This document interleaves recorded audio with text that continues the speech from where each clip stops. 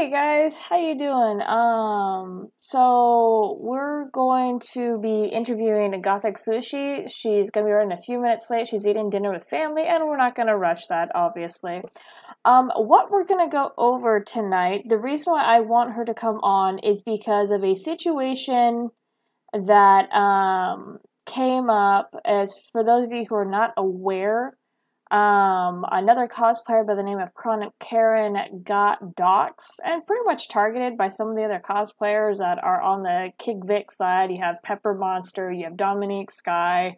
So, Gothic Sushi took a stand for KRONICKaren, and she has some experience with some of these people in the past, so I want to bring her on and get her take in regards to what is particularly going on with the cosplay community. If this is a normal thing, because like I said in multiple videos, I haven't been in the cosplay stuff for like 8 to 9 years now. Sorry, I'm looking for my, there we go, YouTube chat. So I have no idea really what's going on. But she will be on in a few minutes. Right now, we're going to kick over to the thread. And by the way, how are you doing, Ichabod? Before we go on. I'm all right, more or less. I'm going through the Twitter thread thingy you showed me. So, you said so you're feeling a little bit better. I know you mentioned you had an upper respiratory thing going on. Yeah, just an upper respiratory infection. It's nothing that much to worry about. Okay. Flying Falcon says you cosplayed. Yeah, I did.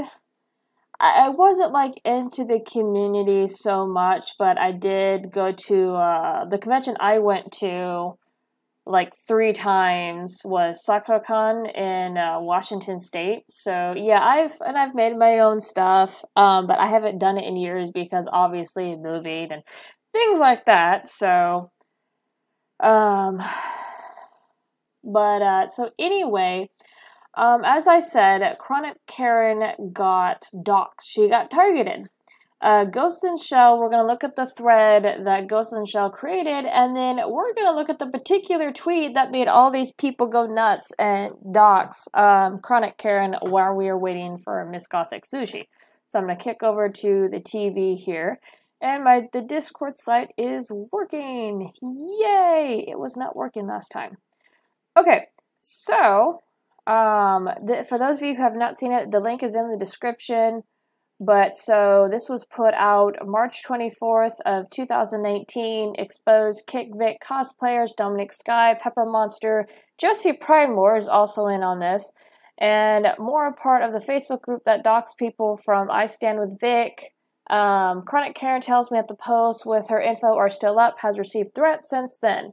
Can the community help protect her? So this is all of them talking. This is the first shot. Let me see if you guys can actually see that. No, it's a little bit small. Let me try to blow that up just a bit. But yeah, this is Sarah Jean Miffs with Dominic Sky. I've never heard of this cosplayer, but they are effing canceled. So that is a clear indicator right away that they're going to go after her and try to keep her from cosplaying. Slut shaming, calling people autistic because she doesn't agree with them. Calling men soy cucks, which is sexist, toxic masculinity. So the buzzwords are being thrown around everywhere. Bullshit. So this cosplayer uses slurs, body shames, slut shames, harass voice actors, victim blames, and makes these all kinds of call-out posts publicly. And the person didn't click on see more, so we don't know what else was said. And then they're identifying her. Is this her IG? She got a lot of my friends following her. Jessica Gouda, what is it? Is she really a cop? I wonder if they're aware of her cyberbullying bullshit. And a teacher, nice, found her Facebook. So they're digging to go after her. And I had at one point wanted to try to get Karen on herself. But she was unable to attend, which is fine. We're still going to cover a situation. If you want to check her out and you're into cosplay and whatnot, her links are in the description. Her and Sushi's both are in the description. So yeah, as you can see, more of them going through her stuff, trying to find out where she is. And I've been in contact with Karen about the situation particularly. I'm not sure what stuff I'm at leverage to share. I just know that the situation has escalated to where she has gotten calls at her employer. So these people have gone well out of their way to make her feel unsafe, uncomfortable, all because of a particular tweet, which I will show you because I did it word for word. I copied it and I reposted it, pretty much giving people the middle finger. Let's see, this is actually quite disappointing to see, to be honest, especially because she cosplays characters who fight against this toxic behavior. And also, I was shocked her IG had that many followers. Maybe she's been hiding this shit all this time. And the tweet that Karen had posted was on her cosplaying Twitter, so she's not hiding anything. Maybe she's been hiding this shit all this time. Well, she's canceled for sure, but still like W2M. So yeah, no, they want to make her go bye-bye because they don't like what she said. Let me see. There's no more to the thread, but yeah, let me show you. Tick over to the thread because this is exactly what she had posted. I found it in a screenshot, and like I said, I duplicated it word for word. And I'm also high functioning, so the autistic insult. I use the term spurglets. So those words don't mean anything to me except for you're freaking out when you clearly shouldn't be. This is what you put. Monica sued, Jamie sued, Pepper, Monster, Trash, Dominic Thought, Sean, Kakarot, DC Douglas, Dumbass, Kickvic, Autistic, Ron, Cuck, Smiley Face, Shane, Soy Boy, Protect, Chairtron. There's a little joke going on about his chair. So this is the tweet that triggered Pridemore, Monster, and Sky to go after along with some other people in that docs group. So yeah, it's pretty gross.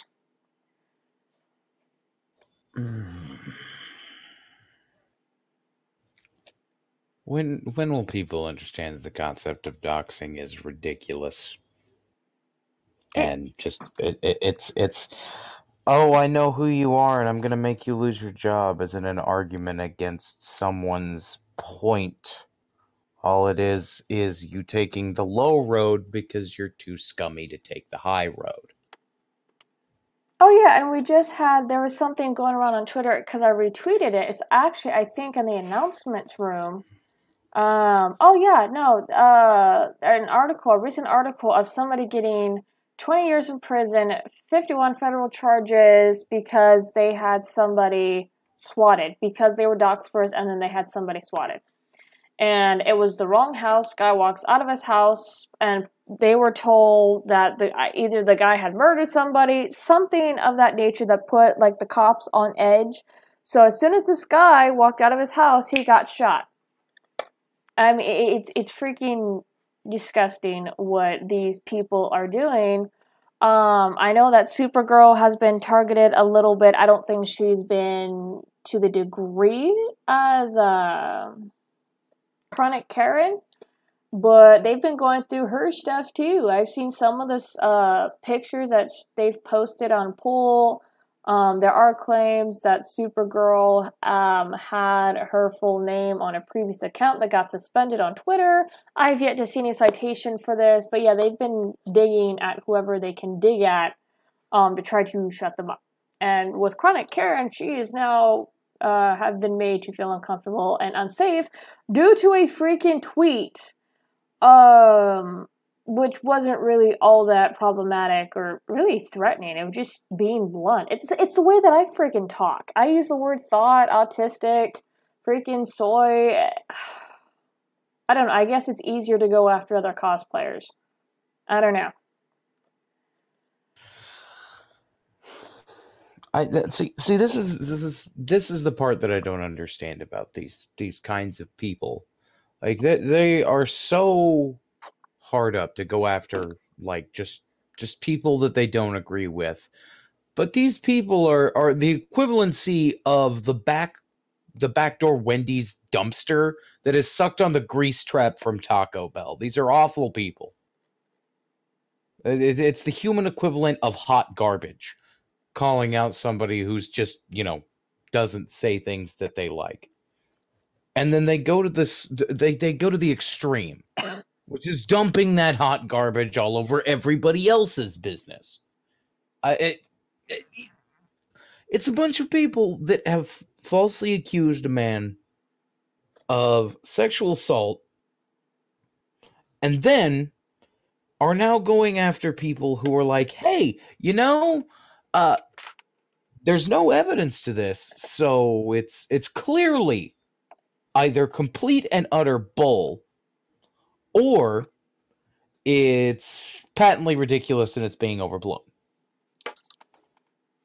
And then through all of this, they've decided that because these people don't believe a purely circumstantial and or falsified claim, they deserve to have their livelihoods or lives destroyed because of it.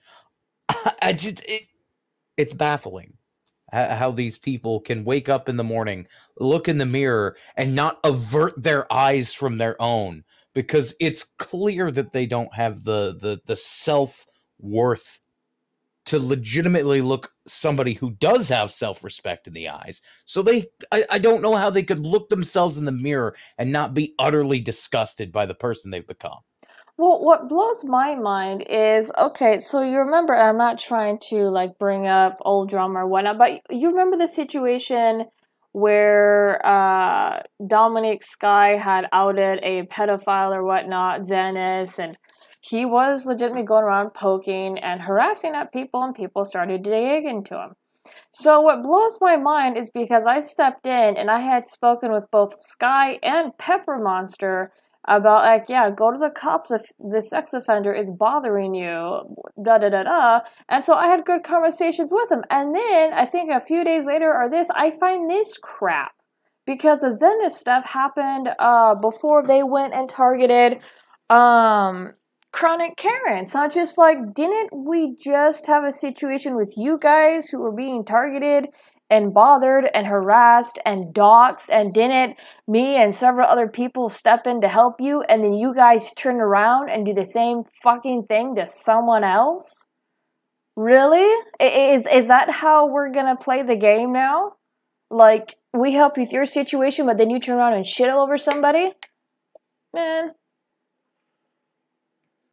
I will never change my opinion about that. The moment you have doxed somebody, you become hot garbage to me. For the rest of your life. Nothing but hot garbage. I don't want to be near you. I don't want to deal with you. I don't want to listen to your problems. Because you have officially made it to everything is your own goddamn problem now. Because you have become so irritatingly worthless to me. Because all you have done is taken something that could have been a personal or private matter and proceeded to bring it so far into someone's life that you want them to never be able to exist again. I don't want to deal with that. I don't want to be associated with somebody who's going to say doxing for my purposes is fine, but when you do it, it's wrong. No, nobody should be doxing anybody. Leave each other alone. Be adults about these situations. My God. Oh, yeah, no, definitely. And it's just, like I said, I don't know how this environment works, this community. Because like I said, I very, very little touch the cosplay stuff. Yeah, I'd make my own props, but I was never in any groups. I was on the internet in 2009 to 2011 when I started to go to my first cons or whatnot. But I wasn't really heavy into the internet at that point in time, so I had no idea about any of the stuff. So I don't know if stuff has changed. I don't know. I know a lot of PC stuff has crept into the anime world, and the anime world, cosplays and cons and things like that, were crazy when I went to them. You didn't have a lot of the PC crap running around. You didn't have a lot of the sexual assault stuff that I know of. People just went to the conventions, and they were either crazy with their costumes. It was pretty much an open deal. You had people who all they had on was maybe cardboard and nothing else. There was one guy at the convention I went to. He literally dressed like a box of cards, but all he had was literally this costume that looked like the box cards, and that's it. That's it. That's how open the conventions were back then. I don't know if it's like that anymore. I don't know. We've grown into this thing where nothing is as it used to be. Like with the introduction of all this PC crap in all these different communities, you lose the heart and you lose the original intention of it, which is expression, artistic self-expression. It's gone now. You don't get to have artistic self-expression. You dress up like Diva or Tracer or somebody from a video game now, and that's really it. That's all you ever end up seeing anymore, because those are the socially approved cosplays. You will occasionally see somebody who's gone independent, going with something more risque or more creative, but I can't even go near conventions anymore, because I will see 900 Sailor Moons, 3 ponies, and just everybody from Overwatch 96 times. And all of them hate each other because they're not the approved costume for the other groups. And it's this mind-blowing experience of I'm sitting here staring at people who clearly, some of them clearly have creative, like they've got an artistic talent, but rather than honing that and experiencing it or making it better, they're ordering costumes off of Amazon made by 4-year-old Chinese boys stuck in a sweatshop in the middle of Beijing because that's what's approved. And I don't like big social situations. Like I've said, I haven't gone to conventions for years. Not since the elbowing incident. But I can't even go near them anymore. Yeah. Like that only started about 4 or 5 years ago. I can't even go near a convention anymore, but just because I see it, and very briefly, I was helping a friend who was working at the IHOP right by NakaCon. And you'd get these groups of like the convention goers who are all kind of usually pretty like kind of off.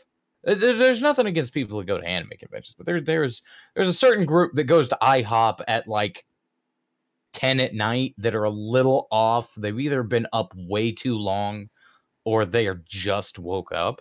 But then the cosplayers come in and they're just hurling insults not only at the staff, but the other people there. And it's just, yeah, guys, I get it. You're the hot, trendy group. Shut up and eat your pancakes. I don't want to deal with you. Like it's impressive when people who, number one, already hate their job, because nobody who works at IHOP likes their job. The waitress may be smiling at you, but inside she is stabbing you to death. That is what she wants to do, because she's been on the shift for the past 6 hours, and you have ordered water with lemon and maple syrup in it for the 4th time. And it's even worse when there's a convention in town, because you get like 40 people that all come in at once. Clearly half of them hate the other half. They want to sit on opposite sides of the restaurant, but that's not how serving works. They have to go to specific tables for those specific servers. And if they're understaffed, you're going to get some mixture there. So we've got this group of like the really nerdy otakus, and this is Kansas City otakus. Mm-hmm. They're not like happy people. They just want to go buy their random crap and go home. But because the convention lasts like 3 days, they're staying the whole weekend. So they're sitting there. They're clearly exhausted. They don't want to actually go out to get food. They just wanted to go to like Taco Bell and go home. But one of their friends, who's always the really chatty one, is like demanded everybody go to a restaurant where they can sit down and eat. Everybody's irritated but that friend. And then right next to them, you have like 4 girls from the college down in Lawrence glaring daggers at everybody but the loud one, who have ordered nothing but coffee and a small, like a short stack. Yeah.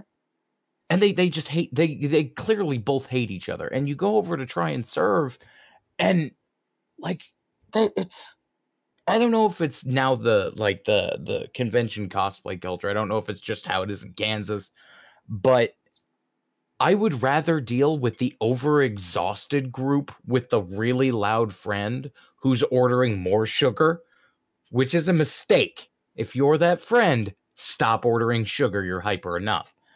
Then the group of like cosplayer girls who are just staring, because all of them are dressed like the Sailor Scouts because they wanted to do a group costume. Yeah. I'm venting at this point. I'm sorry. Oh no, you're fine. It's fine. Guys, like I said, Sushi is dining with her family at the moment. We're not going to rush it. We're going to try to keep it relatively short tonight. Nick has a stream at 11. So if we need to go over 10 a little bit for Sushi, that's fine. But we are going to cut it off before 11. So, yeah. Anyway, continue on. So it's just like, when it comes to cosplay, there's a certain amount of creativity to it. I should want to talk to creative people. I like creative people. Like, it's with like all the artists that I'm talking to, like Tabby, all the time, and I just shoot the shit with them because I find it genuinely fascinating to talk to artists. But when I want to talk to the old, like the clearly 35-year-old man who is carrying a book of My Little Pony porn, when I'd rather talk to him than the supposed to be creative people, there's a genuine problem here. I don't know if it's cosplay culture. I don't know if that's just how it is in Kansas. I don't know if it's just that particular subsection of cosplay culture. But they are the most irritating, disrespectful little bastards. And in the concept of looking at this, I'm not surprised and I'm not angry. I'm just disappointed.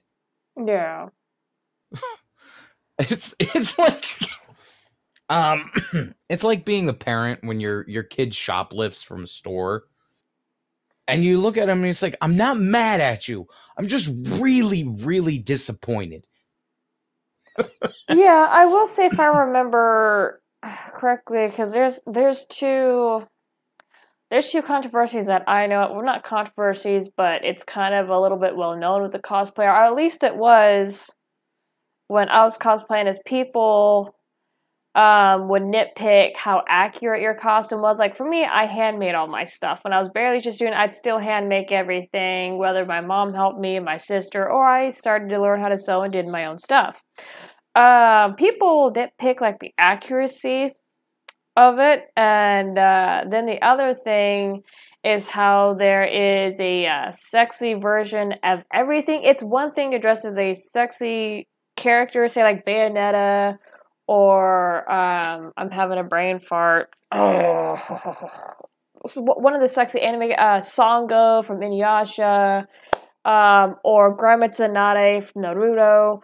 So those are considered to be sexy characters. Or even, was it the Mizukage out of Naruto? She's another considered sexy character. So it's one thing to dress as those, but then a lot of people started to make fuss because there was like sexy versions of all the characters. Say, for example, you had one girl, I don't even know what her name is. She had a stormtrooper helmet on. She had a little halter top. She had what looked to be Daisy Duke shorts and like boots. So she looked like she was, and I'm not trying to be mean, there's nothing wrong with sexy characters. We've talked about it on this channel, that they're important. But she looked like she was trying to get a cab. If you know what that term means. So, and on this little halter tube top was some of the imprints of like the stormtrooper armor, and like, well, this is cosplay. No, it's not. It's just imprinted stuff. That's all it is. And more, you see more and more of those cosplayers come about. It's like, okay, dressing as sexy characters is fine, but when you start to do that, no. So that was another big issue that has been in the cosplay community for a while. Because it's just like, that's not cosplay. You're just trying to turn everything snooty. Every character. Well, like, see, even with that, there's a certain level of creativity. I mean, it really depends. Like, I've seen the sexy stormtrooper costume done before, but they had done it with cardboard. Yeah. Rather than, like, just picking out clothes and a helmet.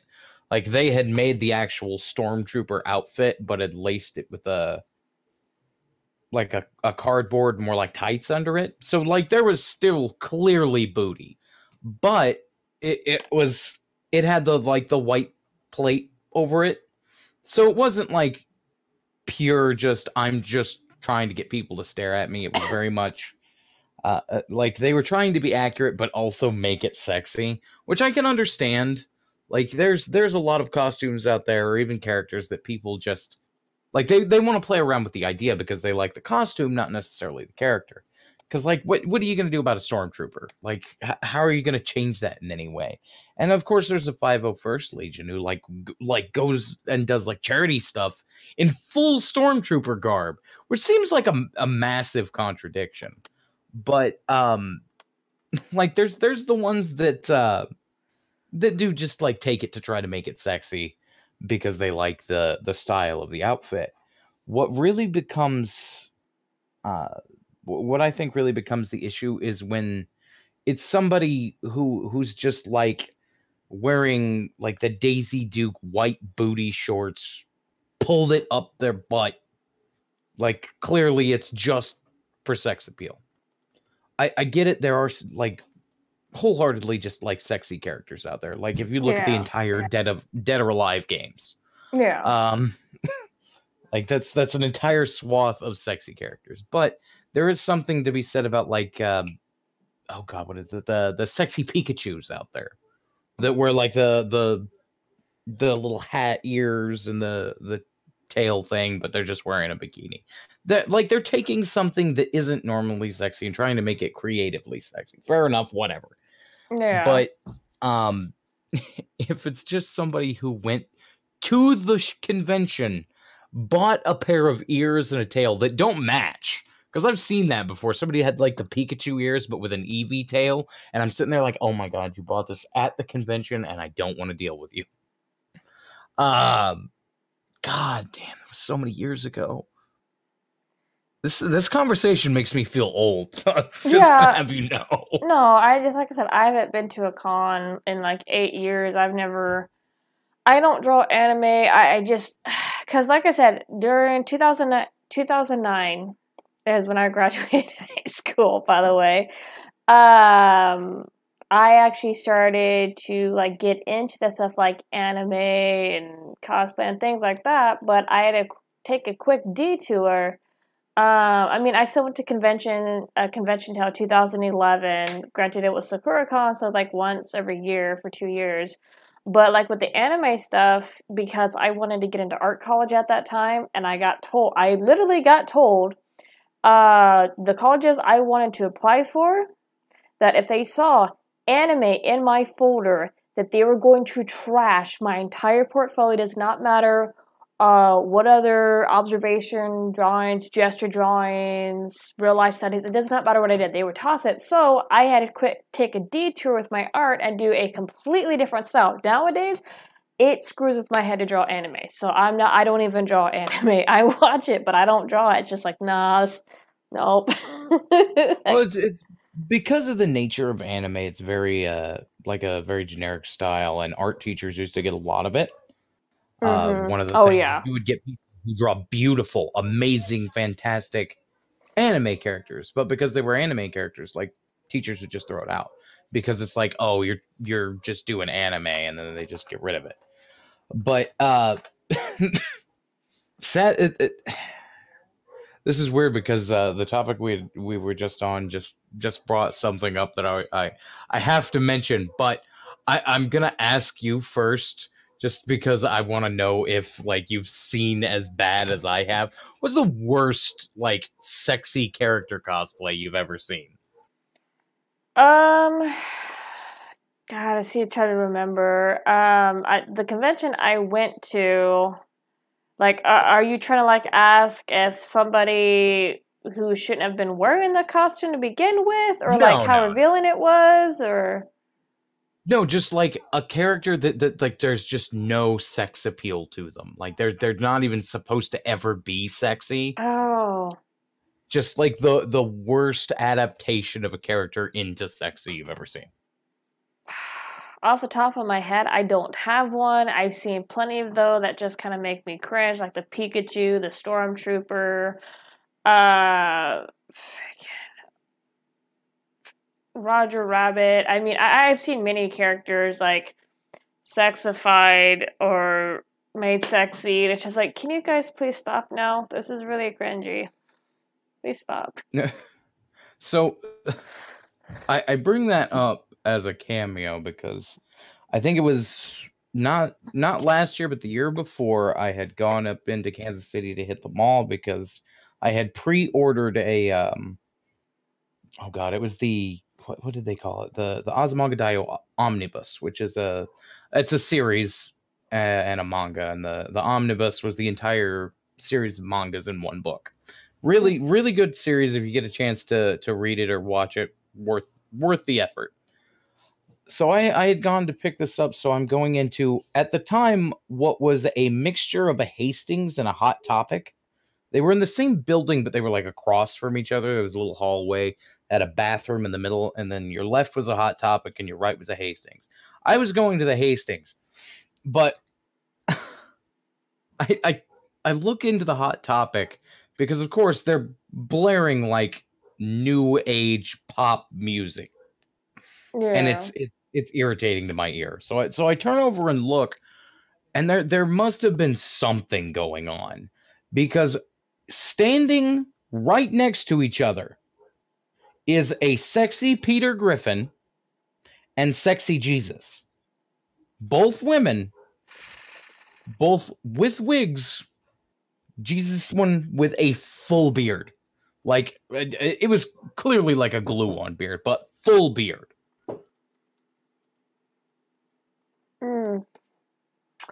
Let me... I'm gonna, like, probably need bleach here. I'm trying to see what this cosplay looks like, because I can't imagine it. Let's see, that's Meg.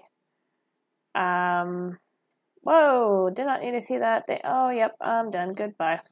But, never mind. I don't want to look anymore. Got a bunch of freaking prawn of everybody. It's like, okay, I'm done. But yeah, that's... People will get pissed off. Like, I've seen squabbles break out over cosplay Facebook pages and blogs and things like that. Well, it's still cosplay, No, it's not. No, it's not. It's just an excuse for you to dress this way, no matter what character it is. Again, there's nothing wrong with having sexy characters. There's nothing wrong with putting your own spin on an already well-known character. I've seen some freaking far-out costumes where they go full-on, like, say, like, there's a prop sword. One guy, he dressed his Titus costume, like he dressed from Titus from Final Fantasy X. So the actual costume itself was kind of meh, but he handmade the freaking sword, and it looked like the exact same thing from the actual game. It had like the clear blue look. Oh, it was awesome. It didn't light up or anything, but it's just like, okay, that is effort, that is creativity. But I don't know. Again, I don't know how the culture's changed over there. But there's squabbles over now, like cosplaying as characters of a different skin color. Especially if you're a light-colored person and you paint your face darker or your skin darker. So there's now squabbles over that. And it's just like, guys, no, stop. See, like... I haven't been a member of really any community. I'm kind of I don't really like communities. They have a nasty tendency to come with some extra baggage that I never want. But they tend to implode. Yeah, they tend to implode or start stabbing each other randomly. But I've seen some very, very impressive cosplays of just people that don't even match the other character, but the costume is the part that's the super creative. Because like what a lot of people, like, let's say Harley Quinn, that do the Harley Quinn cosplay, there's not much you can really do with you body wise with a Harley Quinn cosplay. Pigtails, white face paint, that's all you can really do. but I've seen some really impressively made like actual costume pieces. I saw one of them that had done like a Harley Quinn but Assassin's Creed, and had done the full coat, but the one side was the red and one side was the really impressive purple, and it had a shine to it, but it wasn't because you see with a lot of those, they've got like that rubbery latexy I kind of hate that thing. shit when they use that material. But what this person had done is they had taken the time to sit there and go over it with it was like I don't want to say it's nail polish, but it's like a varnish kind of thing that can go on a cloth, and it still has that shine that makes it look kind of like leather without the expensive leather. Yeah. Um, and they had gone over this entire full hand sewn coat with this varnish stuff, and it looked freaking amazing. But they didn't have any sort of look about it that would have made sense. Like, they didn't do the pigtails. They had kept they had put a long blonde wig on and didn't put it up in the pigtails. But they had the face paint but changed the design. It was clearly supposed to be Harley Quinn mixed with Assassin's Creed for some reason. But it was incredibly impressive because of the design and the effort they put into it. That's what I think is missing in a lot of these things, is just the absolute lack of effort. Oh yeah, no, definitely. There's oh wow, see, this looks like it's handmade because I have never seen. I'm gonna flip up to the TV real quick. I'm gonna be careful because I don't want to come across anything real bad. But yeah, this looks like it was handmade because these colors are, well, I don't know. Those colors are so wacky. I've never seen a Harley Quinn costume because that is the heart with the diamonds and whatnot. Um. But yeah, I mean, I have never bought costumes online, because there's like some characters in the past that I wanted to dress as, like, when I used to have my hair like really short pixie cut, I wanted to go as, because I really liked his clothing, was Frederick Francois Chopin from Eternal Sonata. So I knew that it's like there's no way I have the skills to replicate his costume and his props. So I looked online to try to see if I could possibly find something decent. Oh no, they were all shit. The hat was oversized. It wasn't even. Frederick's hat is a top hat. There's no. I don't even see how you can mess that up. But what they did, let me actually see if I can pull up the costume. But what they did is they did like this wire type brim. And it was disgusting. Let me see. And the costume was like about $230. And the prop was way too big. Let me see if I can find something. Okay, these aren't bad, but again, the top hat. Yeah, see his clock. He has like a little clock right here. Oh, look, here's another picture of the actual character. He has a little clock right here. So it's like no bigger, and Frederick is more of a petite character, mind you. But still, he has a little clock right here, and you go to the cosplay, it's fucking huge, and it's awful.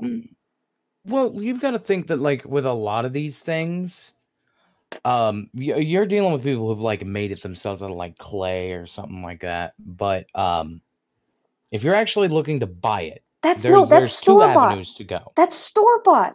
A lot of these are store-bought, and they're disgusting. Oof. That's bad. That's bad for a store-bought oh yeah. But, like, you got to think that, like, when it comes down to it, you have two real avenues of getting high quality. Make it yourself, or pay ridiculous amounts of money for it. Yeah, see, you can tell this is store-bought. Look at the damn hat. It's oversized. It is a fucking top hat with a damn little plume on it. That's God. Anyway, continue. Well, it's like that's the whole issue with it. Like, if you're going to be sitting there to make a cosplay outfit, you're either going to have to make it yourself, or you're going to have to pay a professional to do it. So you're looking for something simplistic, because I had looked into getting a cosplay outfit of Cloud because I was gonna go to a Ren Fest because I was, oh god, I was dating a girl at the time and she wanted to go to Ren Fest and it didn't end out well. Let's just leave it at that. But I wanted to do the Cloud cosplay, and I ended up getting just a blue shirt. Had to modify it myself. Had to make the pauldron myself out of like old hookah containers. And then like no, I really had to just throw it together because the actual cosplay itself, right? I sat down and I was looking to see how much it would cost a professional to make it, just out of like cardboard and cloth. $2,000. I could find nobody any cheaper who would do it and use decent materials because everybody else wanted to use polyester and like plastic store-bought stuff or rubber or foam. And I'm sitting there like, look, I just need it to be cardboard and cloth. Not wool, not polyester, not faux leather, just cloth. And nobody would do it for under $2,000 because of like material costs, shipping, and quote unquote their creative design. So like I can get how there's a lot of lower quality cosplays out there because either they didn't make it themselves and store bought it from like a cheap. Yeah, I can see the ad there. Best and cheap cosplays. Well, that's the thing. Store. Oh God, this is another character, an internal Sonata, and it looks like this is store bought. This is Captain Dulce. That hat's way too fucking big. I think that hat's paper mache. I think. That one might be a handmade, but like that's the whole thing about it. If you're gonna just buy it from a store, can we really consider it cosplay, or is it just I bought a costume for the convention? I'm not trying to like gatekeep on it. It's just I don't know, man. Like it. Yeah, okay. For the character there, the hat is oversized. Yeah, I was looking to see. It's like, okay, no, she does have a ridiculously big hat. So I hated beating this character because like all my characters, one character died before I had the final swing, and everybody leveled up. And because that battle took me an hour, I'm like, fuck it, I'm not going back and redoing it. I'm not reloading just to grind a level. Y'all can screw off. But like. That's kind of the whole thing about. I don't know. When I look at it, I want there to be at least some modicum of creativity to a costume if you're gonna go out and call yourself a cosplayer. If you buy everything from just a rando online, it's dress up. You haven't put an artistic expression into that. The person who made it has. And while you can be cute in a costume, that doesn't mean that you've put your heart and soul into expressing that character your own way. And I think that's what cosplay is about. It's about expressing yourself and through that character, like embodying that character, which is why I don't have the concept of like, there was this African American girl that like did a Samus Aran cosplay with the Zero Suit Samus. Mm-hmm. Looked amazing. I didn't even notice that it was like clearly a person who was nowhere near the original complexion or hair color of Samus because the costume was so well made. Yeah, it's baffling to me how people just completely ignore these things, and I've seen people go so far with just Samus from Metroid. Like the helmet and all of it, the whole power suit armor, and it lights up and the face part and the cannon and all that. Super creative, takes a lot of technical skill, and I understand that not everybody can do that. Right. But that's why I say if you're gonna have somebody else make it, be the designer of it. Be the person that's like, this is how I want it to look. I want it to be unique. And that takes it to that level of cosplay. Any asshole can go out and be 20 different variations of Sailor Moon. it takes somebody interesting to make, I don't know, pirate steampunk Sailor Mercury. It just, like, there's creativity to it, and I'd like to see that creativity. And I think it's kind of starting to die with, much like the original post that I've kind of completely divulged from, just diverged way off. I said divulge instead of diverged. Just doing it to be a thought, because there are genuine, they're just a thought out there, which is the reason that they're instantly doing the diva cosplay, because all it is a multicolored skin tight bodysuit, and they're doing it to either make some money or make some clicks off of it. And yeah, no, I understand it's a completely semi-respectable profession. I mean, not everybody's going to agree with it, but yeah, okay, if that's what you want to do with your life and that's what you want to do with your body, fine, go ahead, go do that. You do you. But yeah. I'm not going to sit there and say you have given me a representation of a character that is artistically beautiful. No, I'm not giving you that. You are producing softcore pornography. Sorry. That's my opinion, but... Yeah, I will say there's, like I said, with sexy characters, your own interpretation, and things like that, there's a certain level of creativity that needs to be had. And I mean, yes, not everybody, when I made my own stuff, I had to be careful what materials I used, because like anybody who has gone shopping at Joann's for fabric, interfacing, I believe that stuff is called, or just any small stuff like buttons, the proper yarn, whatever, is because that can add up. Even because, like, for me, when I would make my own stuff, I would have to think about how much I needed, if I had room to store it, and like for me, I would go and shop on the discount. Now, some people may laugh at that, but if you go to Joann's and you keep an eye on that discount rack, because when they cycle out certain fabrics, you can actually find some good shit on sale, and I have. I'm actually trying to pull up pictures of some of the freaking past costumes I did, or I actually handmade. I have one up, and I'm digging through my personal Facebook for the other one. But, yeah, it does take money, and if you know how to shop for things properly, like, I'll give you another example. One of my siblings, I'm not going to show the photo, obviously, I'm not going to dox my own sibling here. She went as, what is her face? I believe it's from Final Fantasy... Tifa Lockhart.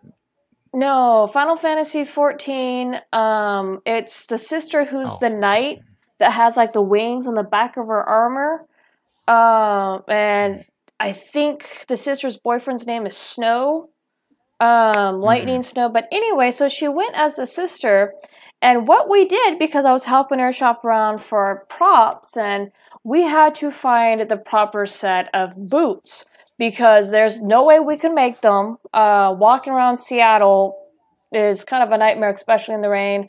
So we had to think, like, okay, what type of shoes are very close to this character's shoes? And we went and looked around, and looked around for jewelry pieces and things like that.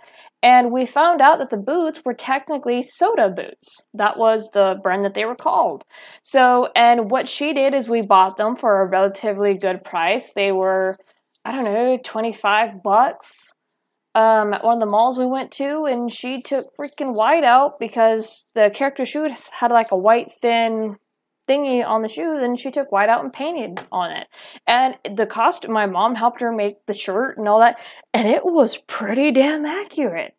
And this was stuff that we pieced together, and they went out and got the material for like the main stuff, and so if you know how to shop, and I get it, not everybody knows how to do that sort of thing, but if you know how to shop for stuff when making your costume, it's not going to be that expensive.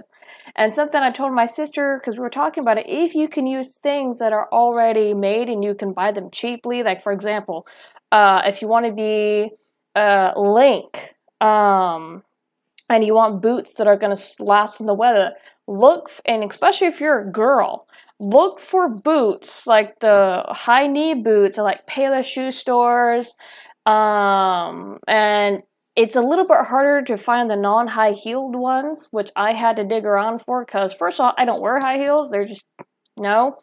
And second of all, it's just they were accurate. The boots looked way accurate to the costume, and so that's what I did. Anytime I went to a con, I'd shop around. I was like, well, what can I use from a thrift store that I don't have to make that's gonna make the costume look accurate? So there's that too. You don't have to go out and buy the most expensive crap.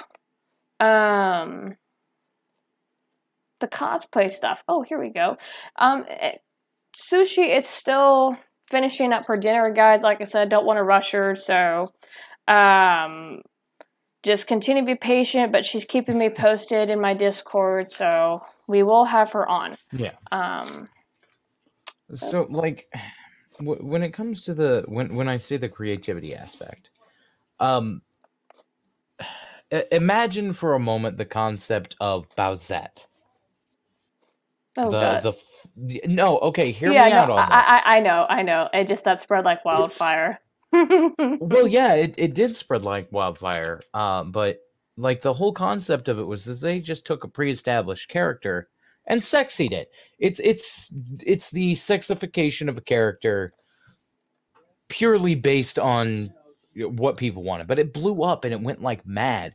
Like it got so big so fast that like the person who did the original comic started panicking because they started getting hundreds of thousands of new followers on their social media just like overnight, and it was shocking to them. But that's the same concept comes with cosplay. I don't care if somebody is cosplaying literal grated Parmesan Romano cheese.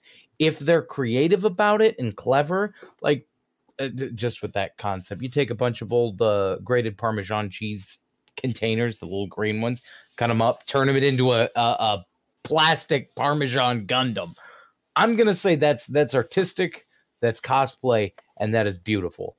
But if you're just buying like 2 turtle shells super glued to a bra and like maybe a tail made out of styrofoam, you bought a bunch of store stuff that was already pre-made to look like you wanted it to look. I can't call that artistic. You're still doing a costume.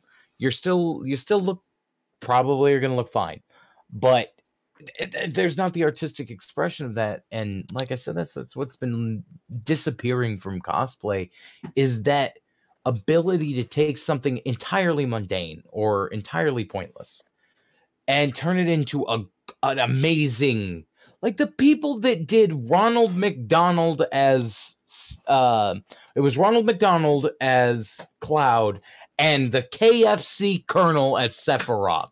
These people were artistic and creative. I thought it was the other way around. I thought Ronald was It might have been.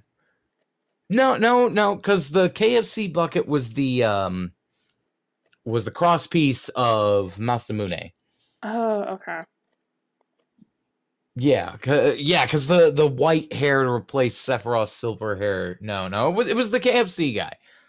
But like you take these ideas and you just flow them forth onto a creative costume, and people love it.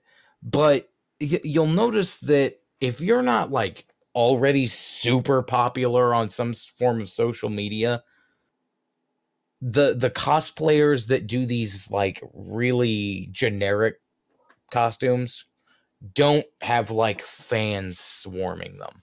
But you get a relative nobody who's taken, I don't know, Pizza Hut boxes and super glue and turned it into like the Zero Wing Gundam with the wings and everything. People are going to flock to that dude because that dude took time and effort and made something amazing out of the mundane. And I don't know. Yeah. I don't know. I'm rambling. It's just, it's one of those things. No, you're fine. Sushi said she's on her way home or back to her place so that she's staying at. So like I said, continue to be patient with me, guys. But yeah, I do have pulled up, let me get out of here, pulled up like the stuff that I made. So bear with me, it's a little bit cringy. But like the dress, this is what I'm talking about. Like the dress, this is handmade. Granted, and this is hand sewn because me and sewing machines, we don't play nice. I can never, because they always break on me. They hate me. And I use a very thick thread. So, but anyway, I handmade this dress, and obviously it's supposed to be interpretation of Jessica Rabbit, which obviously I'm not. Now, granted, with the chest piece, because there was no way to insert a strapless bra effectively. That's why it looks a little bit funny right there. But yeah, I mean, shoes are to use from a wedding, and granted it was cold, so that's why I have like the Minnie Mouse look at the bottom. And I wanted to use white gloves instead of purple. I did find purple gloves, but it's like, nah, we're gonna go with my thing. I had a picture with my own version of Jessica Rabbit where it was a black dress, white gloves, things like that, but I couldn't find black material, and I found this really nice red sparkly material for pretty cheap, and it was actually really thick. So I was like, okay. So yeah, no, I hand sewed this, and I can't remember how much the material cost me. I think it was like maybe $30, and then I went and found the pearls and earrings over at Claire's. So, and the gloves, Claire's, shoes I had from a wedding, stockings I had from whenever. So that was for like Halloween. And then for like the actual Sakura Con, again, this is when I kept my hair like really, really short pixie haircut. So the sword is made from cardboard, tin foil, construction paper, packaging tape, and what's cool about the sword is if I ever get my crap back from my dad, the sword actually has its own little tang. So I made the hilt separate from the sword, or rather the blade, and so I kind of stuck it in there and taped it together. So yeah, that's handmade. That's the 4-blade, and this version is Shadow Link from Four Sword Adventures. But yeah, I made the belt, the tunic, the shirt I found I think at Goodwill. I made the hat, and then this is what I was talking about with the boots. The pants I think I bought at Goodwill too, or Ross. But yeah, this is what I'm talking about. The boots. These were also found at Ross, but if you can find shoes that are identical to your character, or shoes that you can properly build upon, I mean, do it. It saves you a lot of money, more than like the ugly looking cloth boots that you see with a lot of pirate costumes, or any character that wears these knee-high boots. So yeah, the like buckled boots. Yeah, and like the belt, the way I made the belt was I forgot what it's called, but like Michaels and Joanne sells it. I think I had to sew on these clips, like this thick strap, and then I covered that. I think my sister might have helped me with the belt. So made the belt, and it's I don't know. I like making my own stuff. I don't ever like buying anything costume wise because it's all shit. And I've tried to several times, and it's just like, this is going to cost me more money when I can make this look so much better for less. And I'll compare the proportions too, like how big, say for example, like this is like some sort of belt buckle if you look up Four Sword Adventures, or even Wind Waker, because this style is also from Wind Waker, is like the belt is like probably that big in comparison to the stomach of the character. So I mean, I'll make sure I have the right proportions for me too, so... It's just little stuff like that. Oh, yeah. I don't know. Like when it comes to like the Legend of Zelda cosplays, one of the things that I always have like, for some weird reason, I don't know why people really very often don't incorporate the shield. Like, you'll occasionally see people with like the Hylian shield, but like, even with this, like, the costume itself, perfectly fine. It's a good costume. Yeah. But there's no shield, and that throws me off, and I don't know why. Well, here's the thing, is like, because like with accuracy, Shadow Link does not have a shield. Now, like, okay, here's the version that, if you look at the actual Four Sword Adventures game, Shadow Link in that version has white hair, gray skin, black tunic, like, but the Shadow... Yeah, but the Shadow Link I use, this is my favorite version. if you guys look up Akira Himikawa, oops, I spelled the name wrong. They are combined of 3 to 4 different Japanese anime artists. And I will show you the version of Shadow Link I used. Because I loved their version and their color scheme made more sense than the freaking weird gray ass shit. Okay, so that's fan art. I don't give a damn. Okay, we're gonna use this. Give me. It's too fucking small. I hate you. Is there something big here that I can use? Okay, so, but yeah, as you can pretty much see the design of him. Oh, hey, this is pretty good. It's fan art. Actually, no, oh my god. Anyway, we're going to go with the bigger version. It's pissing me off. But as you can see, he has, like, the dark purplish hair. I wasn't going to spray my hair purple because a lot of the times it's shown, like, mostly black depending on the coloring. But yeah, he has a pale skin, white shirt, black hat. And so this is a version I went with because, like, hey, I can actually pull this off a lot better. I don't have to dye my hair. I don't have to paint my face. I don't have to do any weird shit. I just have to put on a costume and style my bangs a certain way.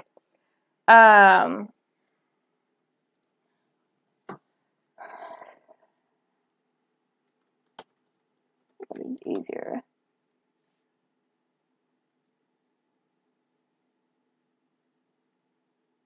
I'm on the phone right now, so I'm in a hotel, so this is easier. Oh, okay. She's trying to come in. Okay. Hold on. She's on her phone app. Hold on. Okay. Yeah, Sushi, when you're on your phone, you just take your finger and you swipe it to the right and it'll show you all the rooms. Hold on. She's actually trying to get in. So, awesome sauce. Ichabod, you are muted for some odd reason. He just muted himself. But anyway, so yeah, no, I mute and unmute to make sure that, like, the background noise in my area doesn't, like, barrel through the headset. Yeah. No, you're fine. I know it seemed to steam in the hallway when trying to get on Sushi first, though, because... Yeah. Oh, you know what? What we can do, because we are at the halfway mark, or it is 9 o'clock, I'm going to kick over to the intermission card real quick for a few, and we're going to help Sushi get into the hallway.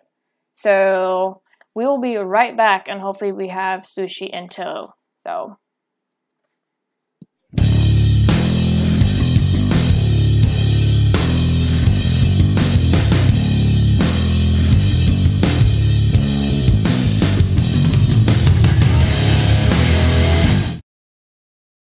Psych! We're not going to break. She just literally came in the hallway, so... Psych! We're not doing the break. Okay, hold on, Sushi. You are unmuted. Hello, how are you? Can you hear me? Oh, no! We lost the Sushi! Okay, don't click anywhere. If you're needing to look at the chat when in call, there should be an X either at the top left or top right on your phone, and it'll take away the voice call, and you can text chat while you're talking there. So how are you? I'm good. Is this thing working? I don't know. Yes. Make sure my... Oh, look, I figured things out! Yay! So, we've kept the audience preoccupied, and hopefully you enjoyed your dinner. Well, I was, like, done at, like, 9, and I was ready to leave, and then I, like, go say goodbye to my grandma, and then my kids have bowls of ice cream. I'm like, I'm gonna kill you kids. But it's ice cream, Mom. So, yeah. Anyway, just to reiterate for you guys who do not know who this is, she's one of the cosplayers. I stand with Vic. When KRONICKaren got doxxed, because we went over that situation at the beginning of the stream and looked at the thread. When KRONICKaren got doxxed, Gothic Sushi, all of her links are in the description below if you want to check her out, stepped forward and took a stand in. You are familiar with some of these people going around doing this nasty stuff. So... Go ahead. Yeah, no, it's honestly like a big, like, that group does it to cosplayers. They've been doing it for I think I got the blunt of it in May last year, but I guess it's been a while. Like, that group does it. So, because I wanted to get your take, because like I said, I have been nowhere near the cosplay community, anything like that. So I wanted to get your take on how, if you've noticed a change in the cosplay community, to talk about this group, because this seems to be a trend with these people, and just kind of get like your overall, like, how did you start with cosplaying, and things like that. So. Well, I guess I like never got into cosplay like to be like a fancy pants pretty girl, I guess. Yeah. I guess that's kind of why a lot of the like usually people either decide they're going to be quote unquote cosplay famous by being, hot, or they do it for fun. And that's usually like a dynamic. Does that make sense? Yeah, it's either you do it for fun or you do it to, yeah, I get you. And softcore porn. Yeah, usually you can tell, like, if someone's going to be, like, the crazy, flaky, pretending to be famous person around 5,000, 10,000 followers. Like, you can tell. Like, oh, this person's starting to be a bitch. Can I swear on this thing? Because I swear a lot. Oh, no, yeah, you're fine. We swear on here. Oh, yeah. I don't know what the rules are. I talk like an angry New Yorker, so I'm sorry. You're fine. If you still don't go, like, too crazy, if just, some level. I mean, like I said, we swear on here and whatnot, but you're fine. Basically, try not to be me. Okay, I'll try not to. I'll filter myself as much as possible.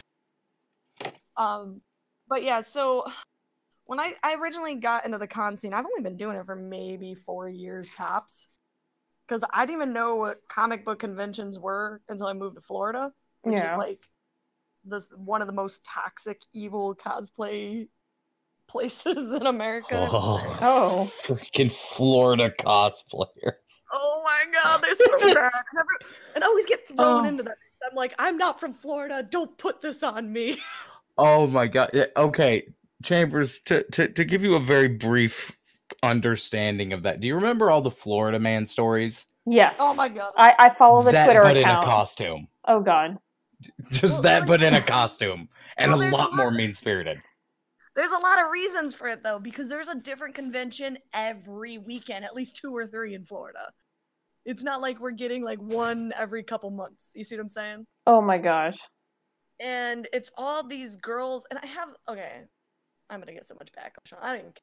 So, like, I have this idea in my head that, like, especially with Florida cosplayers, they're the girls that were probably ugly in high school, that thought they were hot, that never had anybody ever look at them. And then they put on a costume, became some dude's wet fantasy, and now all of a sudden they're getting attention for the first time in their lives, and they don't know how to handle it. Oof. That's basically cosplay in a nutshell, actually, like, thinking about it. I can see a lot of that. I've actually gone through some of, like, with Sky's Twitter, even though she has been blocked, I can still see her. Pepper Monsters. Like, I've seen some of these people with their makeup off and their shit off, and it's just like, that's nightmare. That's nightmare fuel.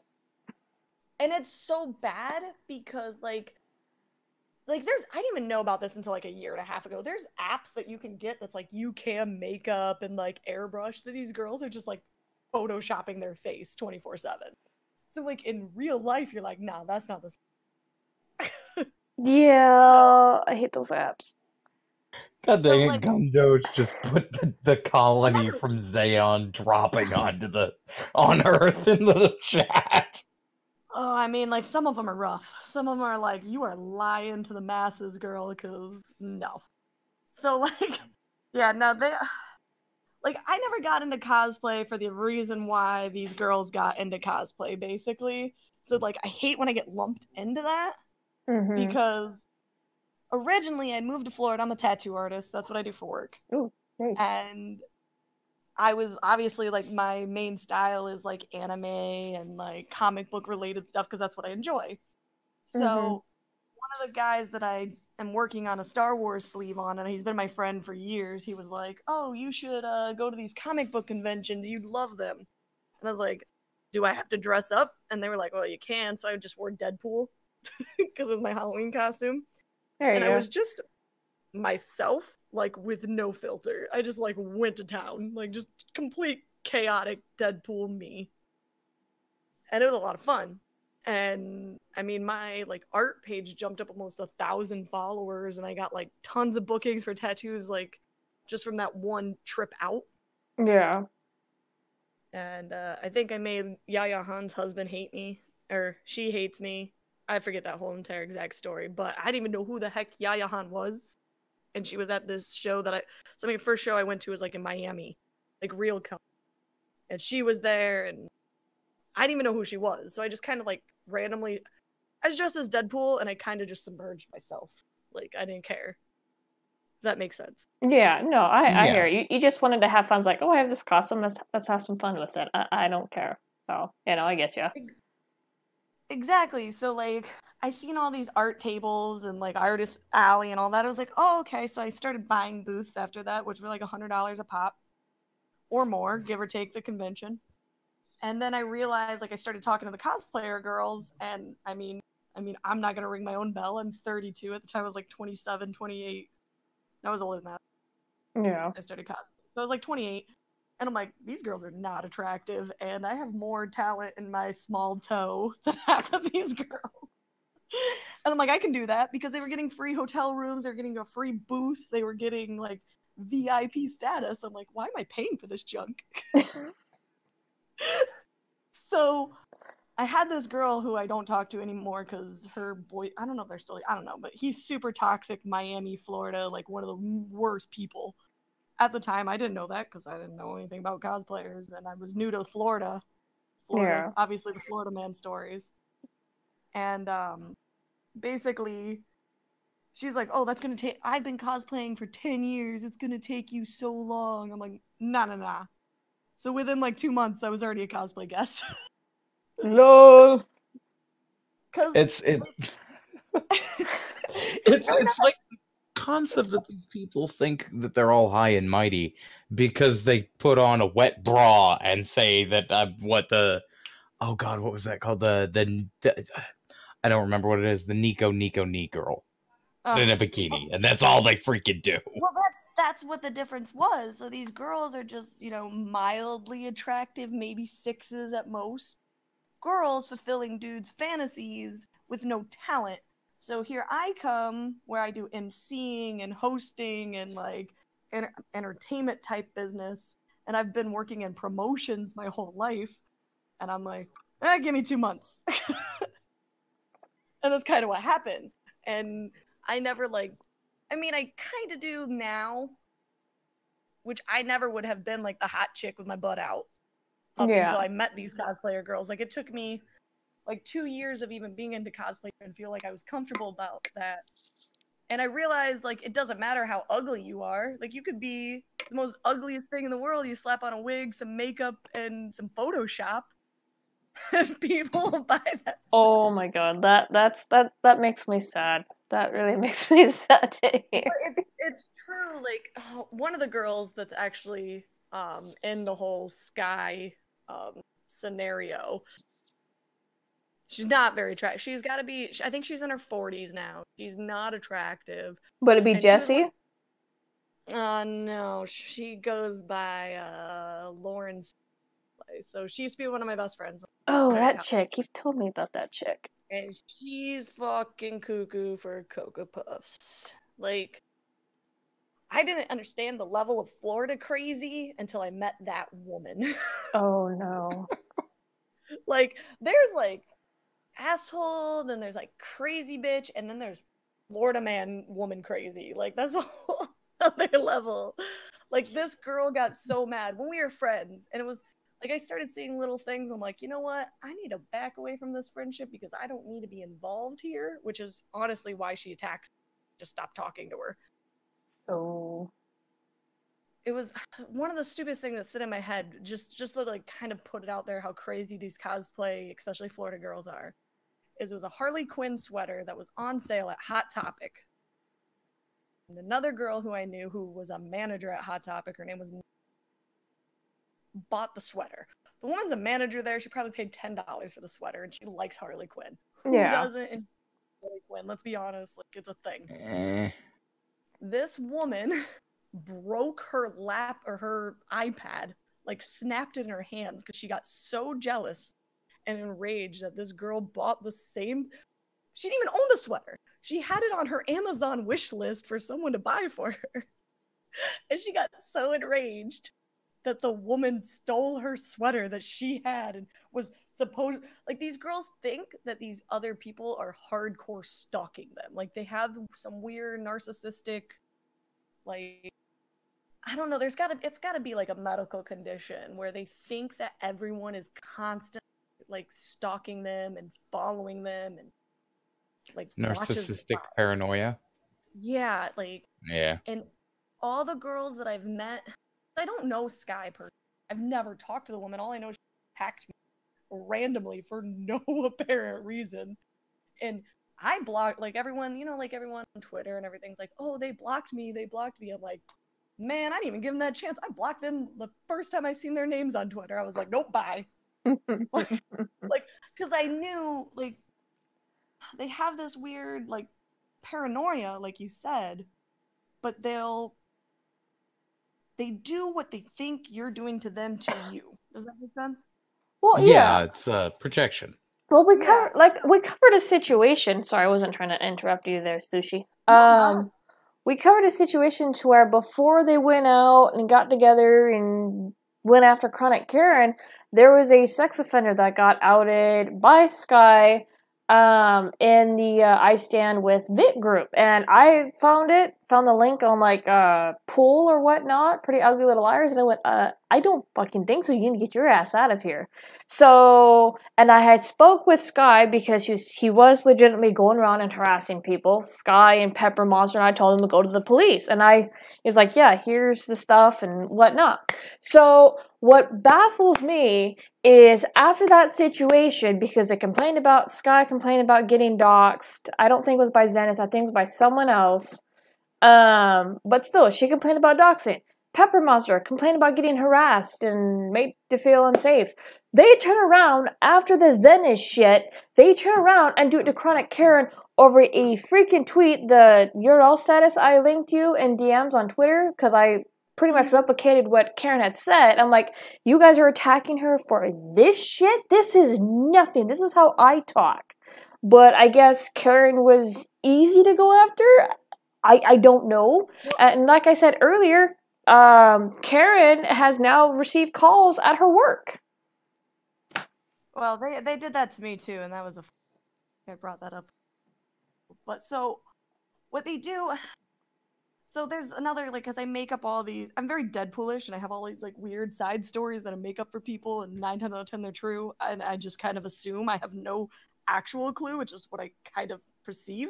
Yeah. So, I feel like people like Sky, originally it started out good. Like, originally she had good motive. Like, oh, this person's, you know, a threat to the community, and this person harasses women, and this person, you know, was not a good, like, scary, like, creepy, and, like, there was a good thing. Yeah. But what happened is she got basically cosplay famous, social media famous for outing these people. So basically for being a white knight. And we had a photographer in Florida, his name was Greg Rice, who basically the same scenario. Where, okay, you took care of the sex offender and everyone knows, and you got popular. You went from X thousand to 50,000, whatever, because everyone's following you because of the story, right?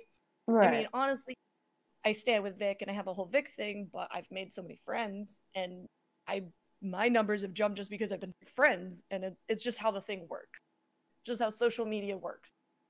So she made all these new friends from taking the sex offender out, taking this photo creeper out, and then what happens? Now nothing's going on. She has no one to attack, right? Mm-hmm. So what happens is Chronic Karen comes around and says something that she goes a different view on. Like, okay, the first thing Sky ever did to me is she made up this whole escapade that I was a racist. Never spoke to this woman before in my life.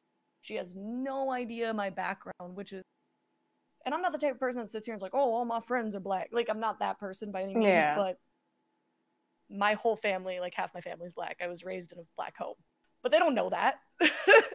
Yeah. So, she doesn't know any of this, and it started off the most like silly way. I was in a group chat, and my friend Eric, who I'm one of his admins on Galactic Edge. He's a black gentleman. We work together in the Northeast. He was there, and he's like, dude, Maria's not racist, trust me. And I have no idea what this girl is. It's like a little cartoon character image. And I was like, well, aren't you a silly little creature? Because she said something stupid.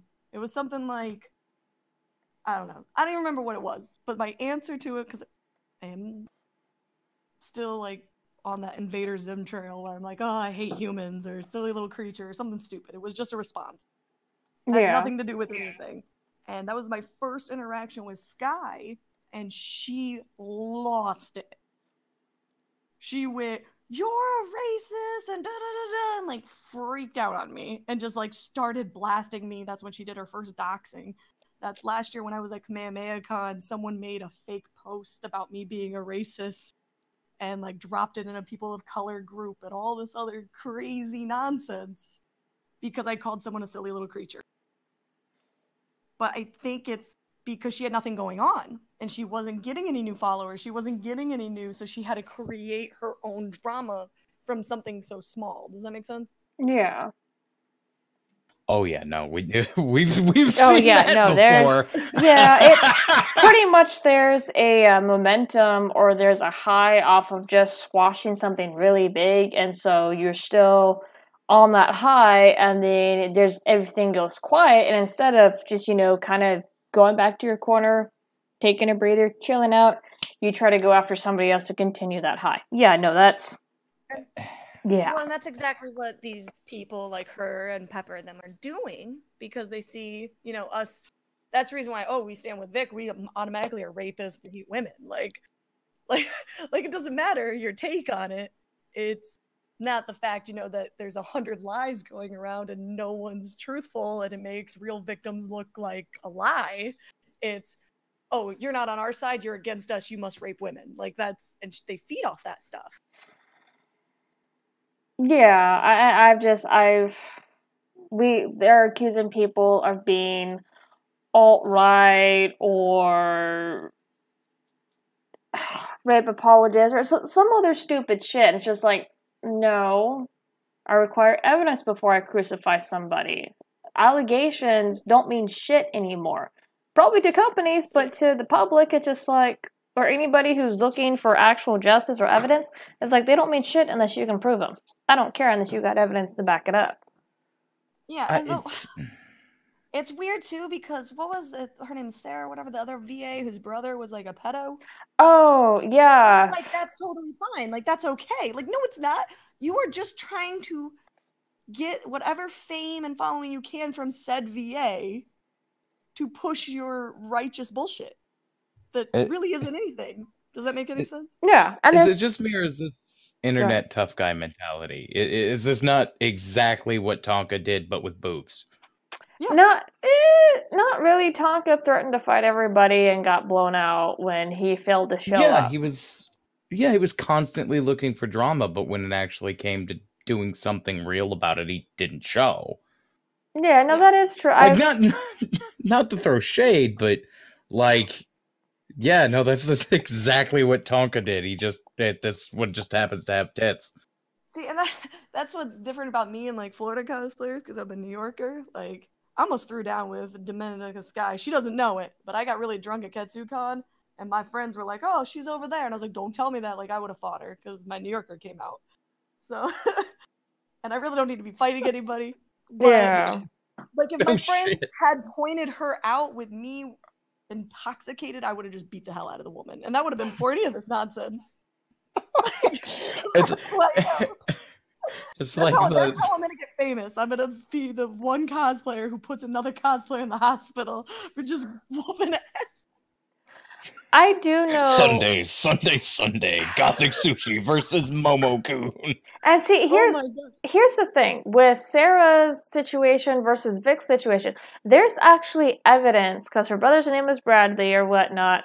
With that, there's actually evidence of him doing shit. There's like And because go ahead. Didn't Monica write something about like, oh, I'm standing with you and your brother in this tough time or something? I'm like, are you fucking kidding me? You fucking hypocritical shitbag. Like any like me respecting that any individual in any kind of way, right out the shitter the minute they stood up for that dude. Like, done. Go away. Oh yeah, and it's like for anybody who's not internet savvy, is when they mention like the peer-to-peer connect or peer-to-peer network you got to connect to, you actually have to give your internet or your computer permission to actually connect to that peer-to-peer thing. Also, download directory. For those of you who do not know what that garbage is, depending on your browser, it will have a download history somewhere in the settings. Each location for depending on if it's Mozilla, Google Chrome, Internet Explorer, but there's a download history as to what you specifically downloaded onto your computer using that browser. So, in the articles that I read and looked up and took snapshots of, when they mentioned there's videos in the download directory, and they try to sell it. Yeah. It's insane. And then to say, oh, well, I believe my brother did do this, is like, dude, there's evidence, and that somebody's using your brother's computer in his own house. There's evidence that your brother did it. Your computer, and Let's make sure we clarify these aren't like 17-year-old girls or 18-year-old boys. Oh, yeah. This is 3 and 5-year-olds. Mm-hmm. Yeah, that is horrifying. Horrible. How the fuck can you stand behind someone in that situation, but then say someone who's hugging and kissing and greeting fans is a terrible person? Like, if you can make those two stands as an individual, you are trash. That's the end of the story. Like, don't come at me and be like, oh, you're attacking victims and I'm a victim and I have a story. Well, that's cute. Go defend your pedophile. I'm sure that the little babies had some say in the matter. You dumb. Ugh, that's when I drew my line. Anyone who defends that woman's brother is instantly trash. Like, done. Don't even talk to me because you aren't worth my time. Yeah, I love it how she put, well, he didn't touch anybody, and Nick Rakita retweeted and goes, hey, stupid. That is not a victimless crime because that CP like that, or CP in general, is not a victimless crime. Children are forced or drugged or whatever. So it's just like you trying to defend your brother. Yeah, if he's there recording and he wasn't the one that touched it, it's okay. Like, what? Like, no, it's not okay. Get the hell out of here. Yeah, but it's a double standard. We're gonna have rules. It's rules for thee, but not for me. So it's innocent until proven guilty when it comes to their people. But when it comes to people they don't like, who gives a damn? They don't give a fuck. Yeah, and the other thing that stresses me out is the people who are like, oh, he catcalled me and he said, hey, baby, or something stupid, and that was rape. And I'm like, no. That's not rape. Fuck those people that claim that. Have you seen that? Yes. Like, there's a lot of people who are associating, a hug or like catcalling that's rape.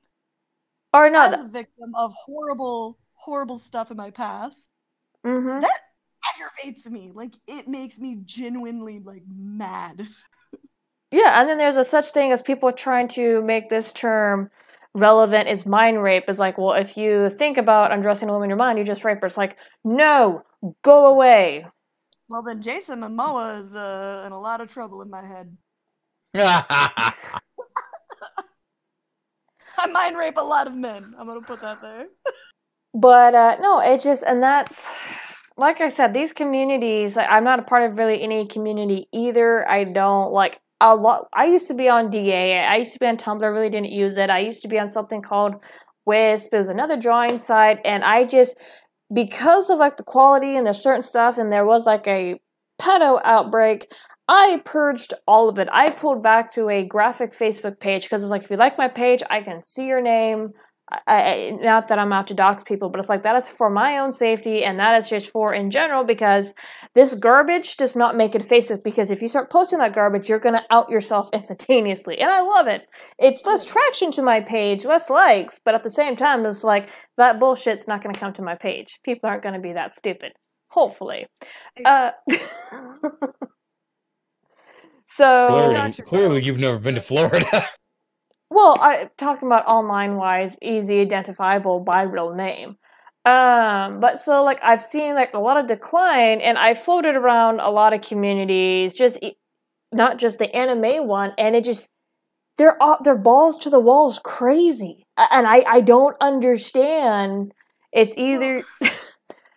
It is so I fucking got into nuts. cosplay, like, I want to say 4 years ago, like I said. And the first 2 years were great.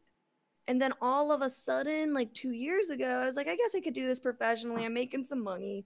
Like, I'm not doing it where it's going to pay my bills, so I hate saying professional, but, you know, I have fun doing it. I'll do it. Something the last 2 years, like, it's been, like, horrible. Like, last year, I'm like, I fucking hate cosplayers. Like, honestly, like, for the last over a year, I'm like, I ain't a part of that community. Don't put me there. Even when I'm booking, like, because I actually book a lot of comic book conventions and other events. Actually, Vic is coming to the show in June, which is my birthday, and he actually was like one of my birthday selections. And we booked him this summer. And when all this stuff went down, I'm the only girl on the board, basically. And they're like, Maria, what do you want to do? I'm like, fuck those hoes. Like, that was my answer. Like, straight up before anything happened, because everyone was dropping him, I'm like, man, these girls, I hate cosplayers. Don't listen to that trash. Like, that was my answer on the board. So we never even kicked him off the board. Like, he's always been booked since day one. So. Well, I mean, that's good, because there's a lot of stuff that started with Henleah, and then freaking, I love Mars Girl because she retweeted it on the night of DBZ Super Broly premiere, no less. And it's like, oh, well, haha, we need a hashtag. And, like, I had a falling out with another YouTuber because of her dumbass. But, of course, I should have picked up the red flag from the first time it happened. Because Mars Girl has a buddy named Tipster Gaming. I used to like the dude. And I don't have any personal issues with him. But I went quietly about my own way and said, okay, whatever, dude, you're spineless. So, freaking, she goes, like, when we start bumping heads, he unfollows me, and I go to ask, oh, hey, did I say something offensive? You know, just certain people I will poke at because I really enjoy their stuff. And like, well, you and Mars Girl were fighting, and I got tired of seeing it. She's a really good person. And this is when I was also first introducing myself to the Risembool Rangers at that time. So, and because I started to combat her with some of the bullshit she was putting out about the Rangers, or the Rangers Facebook page was giving me screenshots at that time. I was like, well, no, she's lying about this. And I was tossing the stuff at Moscow. I was like, you're full of shit. What is this garbage? And she starts to play dumb. And then the second time that the fight broke out is she runs to Tipster. But I did not know this because she says something very particular. And she goes, well, I hear that you latch onto any sort of drama, blah, blah, blah, blah. I'm like, well, if that was the case, I wouldn't have a co-host. My co-host hates drama. We cover it once in a while, but for the most part, we do political stuff. And so I find out that Tipster, because we start butting heads again, me and Mars Girl, and Tipster comes into the thread and goes, hey, you know what? I'm done. I've known you since the Joy Sparkle DO5 stuff, and you're just too cat lady crazy for me, and you jump into all sorts of drama. And I'm going, you sorry motherfucker. That is where Mars Girl got it. And it's just like, bye. It's way easier for a male to instantly stand with Kick Vic. Most males are going to jump that side because it's the safer way to go.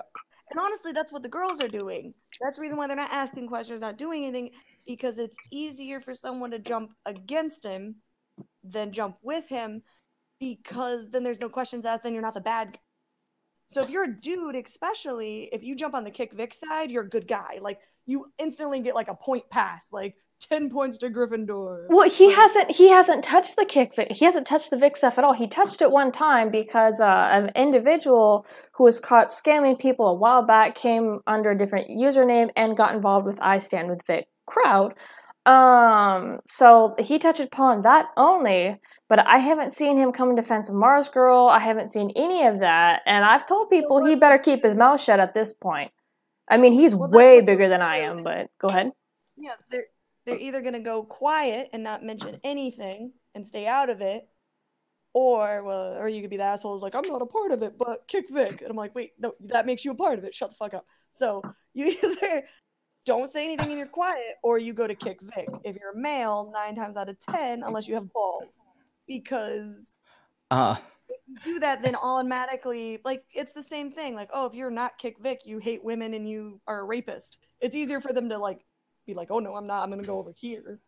Does that make sense?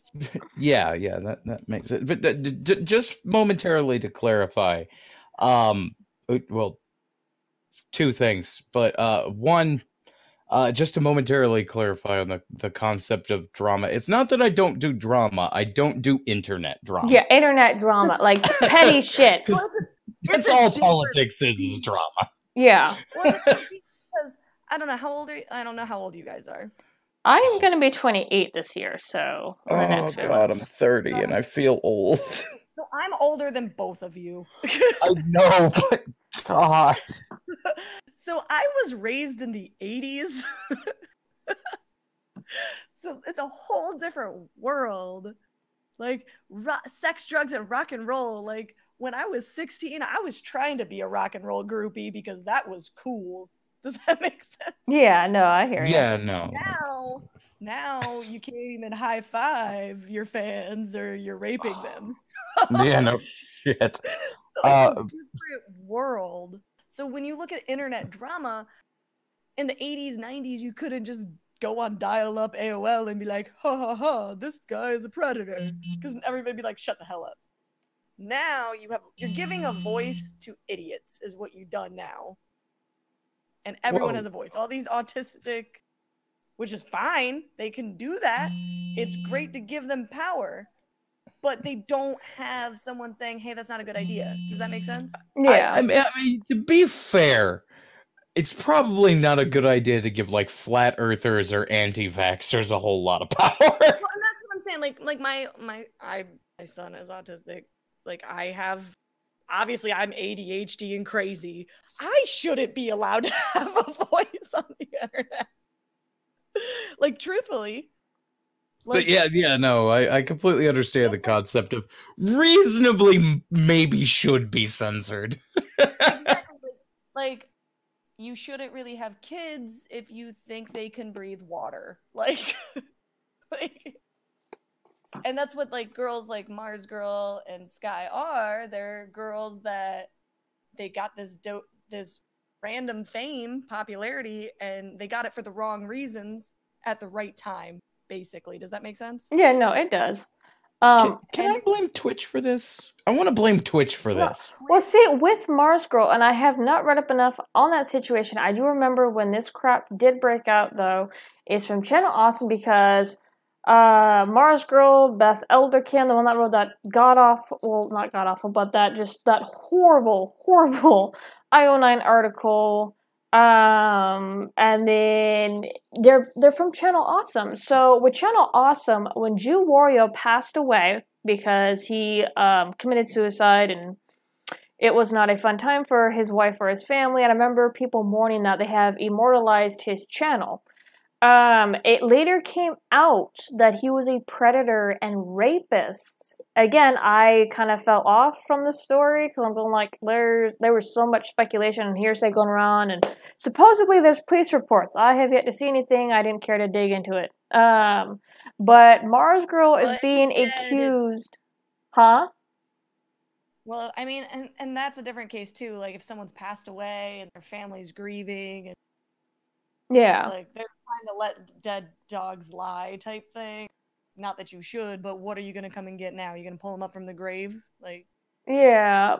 Mars Girl, how Mars Girl ties into this, and I don't know when she left Channel Awesome, But she is being accused of knowing that Jewel Wario was a predator and helped sweep it underneath the rug. That is what a lot of people have come out and said is like, you need to shut the hell up because you knew about Jewel Wario and you didn't say a freaking thing until thing. That is what's going on in the rumor mill. Again, I've not dug into the story. I don't know enough about Channel Awesome. I just watched Doug's reviews of a lot of stuff.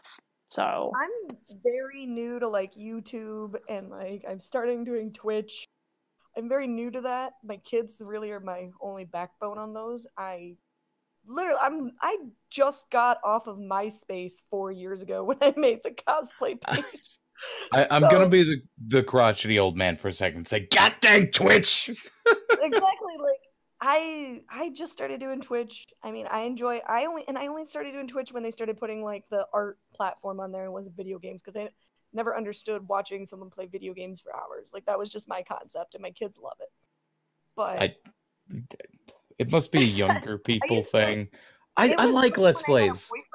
Like I used to love watching my boyfriend play like video games, like RPGs, and falling asleep. Like that was like my favorite thing in the world. Like, but not some stranger randomly screaming at the TV and yelling. Like, yeah, that's not the relaxing thing it was for me. I think that's a lot of what it is though with pizza. Pizza that watches Let's Plays. People that watch Let's Plays, is they grew up not having the controller, just watching somebody else play, and like that's why I like Markiplier. Aside from the fact that the man is dead sexy. He is. His voice is like so relaxed. He's got that chill like DJ voice, and you could just listen to him talk. Yeah, no, he absolutely does. But like one British guy, I freaking hate his voice. I hate his voice. I hate his laugh. And he's in the shower right now, but my youngest kid loves him. I'm like, turn his voice off. You can watch him. The British guy, or usually, like I think he's got, like, Felix. green hair. Oh God, the Irish guy. That's Jacksepticeye, and Yep, oh my God, yes, no, that boy. I don't watch Jack. So my kids like him, and I'm like, no, please not. But going back to the cosplay thing and all this stuff, and how these people set this up, and I've been pretty submerged in the cosplay community for a while. Like, and I got deep. Like, I got like hanging out with some of the biggest names there are, and I'm a jerk, and I get drunk, and I'm a crazy Gemini, and I just do what I want. So that's how this usually happens. It's not like I built up anything. I'm just like, oh, I'm gonna go in this hotel room and mess with you guys now, and then I find out they're important. Because I don't follow cosplayers. I don't do any stuff. So, like, especially, like, the cosplay deviant girls, and oh my god, the geek goddess girls, and I was a geek goddess girl. What is that? So cosplay deviants and geek goddess is basically, well, it's not porn because there's no penetration, but it's naked cosplay. Oh. That seems like such a waste of time. So like I did geek goddess, and like my whole thing with like doing the naked stuff originally is not because I'm sexy and I want to sell stuff. It's because I used to be 300 pounds and I lost my weight and I felt pretty. And that's really, it was kind of like a moment in my life where it was like, oh, I did this, I'm gonna feel like the hot chick for change. You know what I'm saying? Yeah. Yeah. So, like, and also I'm bisexual and I enjoy bodies, so we'll just skip past that. So anyway, hanging out with like these group of girls, and I'm not gonna say any exact names, but this is one of the reasons why I want to say June, July, I got attacked as basically a rapist and a womanizer and all this other stuff, is because when I was hanging out with these girls at like Dragon Con, or Katsu, they straight up, and I'm putting this on like my and everything, will blackmail, like they have like a strategy to go mess with a popular cosplayer male or VA or whatever, to basically blackmail them into either giving them free stuff, making them popular, whatever it may be, just for some bullshit. Like, I can't remember one of the girls' names, even if I tried.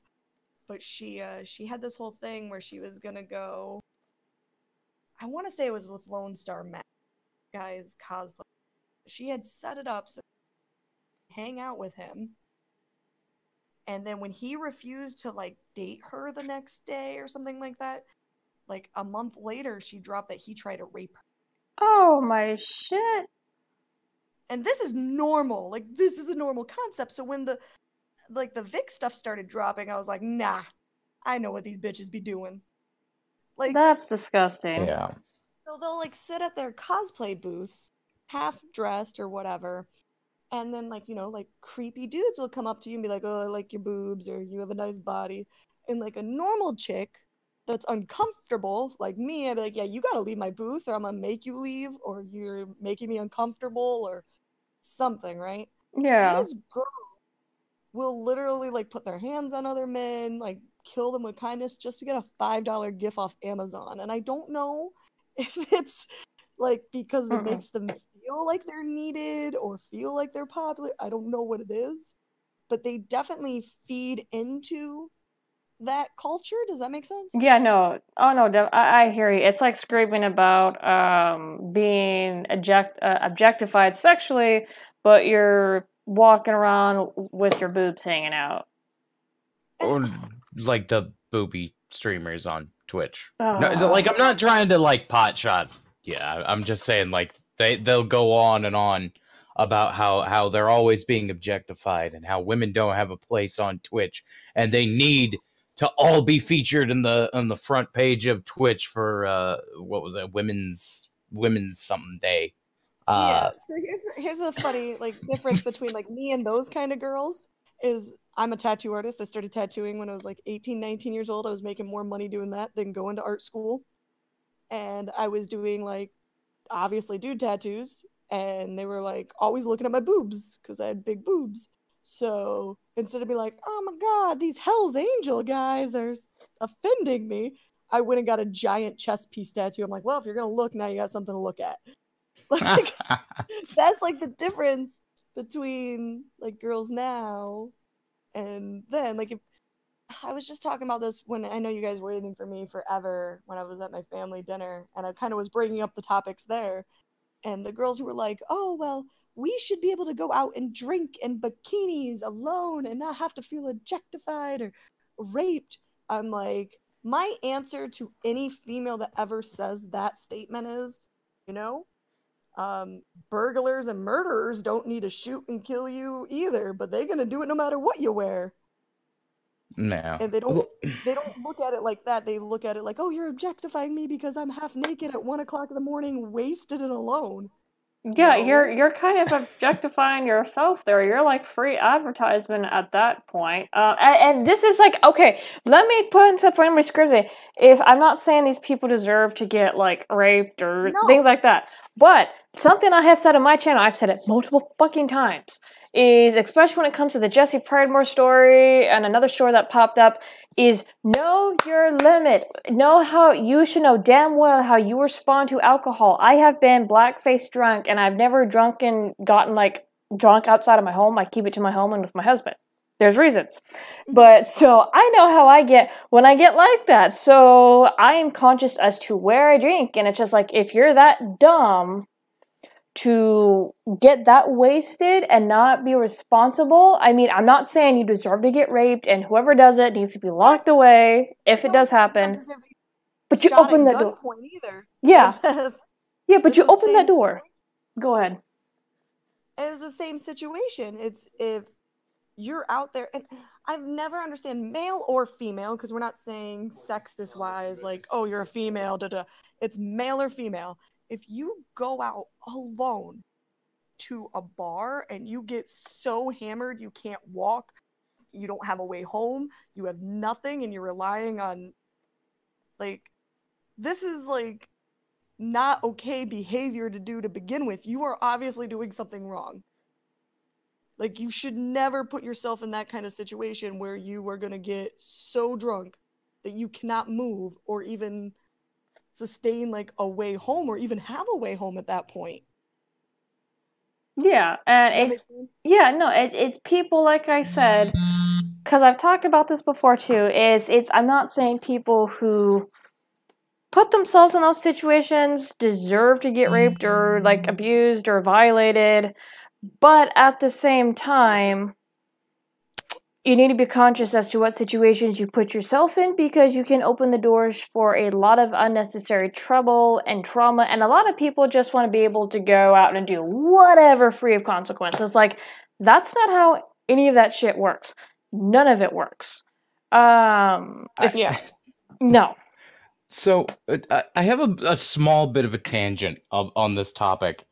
It's vaguely related to like the concept of like the creepy guy walking up and staring at some chick. Like this is something that has genuinely bothered me in the past.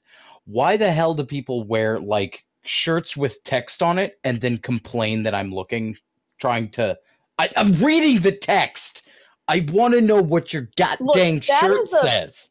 That is like a new like 2000s like line of things, because back in the 80s, 90s, like we did it to be funny. That's the reason why you bought text t-shirts.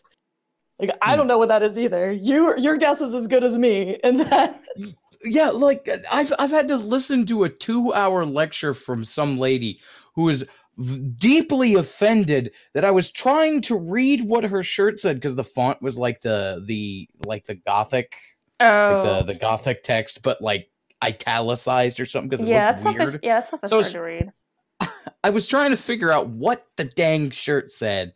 It apparently ended up saying juicy. Oh my god! I could not for the life of me read it, and like, she's complaining at me. Why would you wear that shirt? Like the entire time she is complaining at me, I'm still trying to decipher the text. My eyes have not left her shirt because I'm like, what the fuck are these letters? And eventually she snaps in my face and goes, hey, my eyes are up here. And I'm like, yeah, your eyes are up there, but what the hell does your shirt say? She says, oh, it says juicy. And I'm like, okay, turn around and left. Said nothing else to her as she complained as I leave. You see, here's the thing. Text or whatnot, shirt or whatnot, just is meant to draw attention either to design, and depending on how the design is, it's meant to draw attention to other areas of your chest. Now, growing up, my dad had a rule. He did not like us because, you know, like there's some pants that have like text literally on the rear end, like where the cheeks are or whatnot. My dad did not allow us to wear any clothes that had text on our rear end because he knew exactly what it was doing to draw attention down there. And he goes, no. So it's just like, don't wear it. Don't wear something that's going to draw attention to that area and then bitch about it at people and people look. You can't have both. I don't understand these people. I really don't. Did I lose you guys? No, I'm still here. We lost Gothic though. Oh crap! Okay, he got bumped. Okay, bring. Oh wow. Oh, did she like totally leave? No, I have. Okay, I'm gonna kick it over to a 5-minute break. I have my husband trying to reach me at the moment.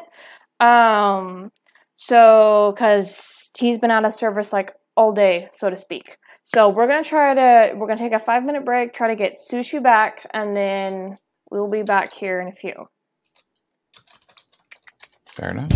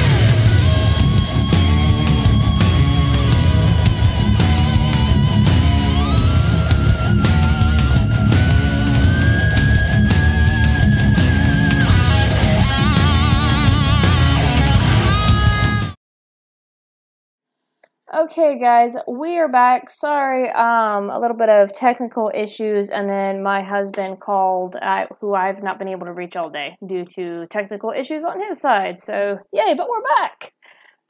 All the technical. Indeed. Sorry about that, guys.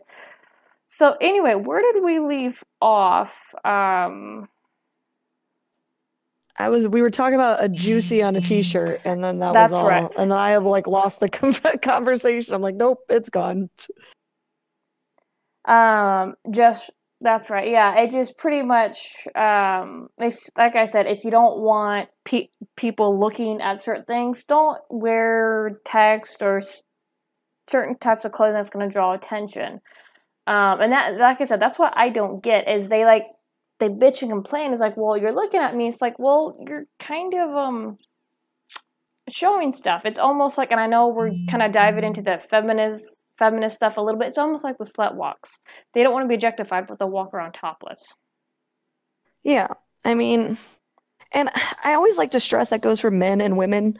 Like if you're a gay man, and I have plenty of gay friends that you would never know in a million years they were gay. It's the ones that, you know, have that super, like, let's splash glitter on us and be, you know, crazy, which is fine. Like, some of them are my good friends, but they obviously want that type of attention. Does that make sense? Yeah. You don't walk around in pasties and a thong and not expect people to give you attention. And again, with text written there. It's still, it blows my mind that people get upset when I am reading you put the text there. Why should I not read it? Yeah. And when you say it's a word like juicy, or a word like sexy, or a word like when I was in high school, 15, 16 years old, it was a big trend to have shirts that say you want to touch my wiener, and have like hot dogs or the wiener dogs or something on your shirt. And that was an ongoing joke. Like, I knew what I was getting into because I had a wiener dog and I thought it was funny, so I collected those kind of shirts. Well, like the new one now, and I think it's still going around, like, at least it was a few years ago, where it was like, I have really big nuts, and it's a squirrel, like a kind of like a masculine, gnarly looking squirrel holding like two big walnuts like this, and he looks like he's proud of them. She's like, you want to see my nuts, or do you like my nuts? Something along those lines. I don't know if that shirt is still circulating in the stores, but I saw it a few years back. But when you buy shirts like the nut shirt or the juicy shirt, you're making a statement that you're already comfortable in your own skin and making that joke. And if you were me, I would hope that you'd be like, juicy, huh?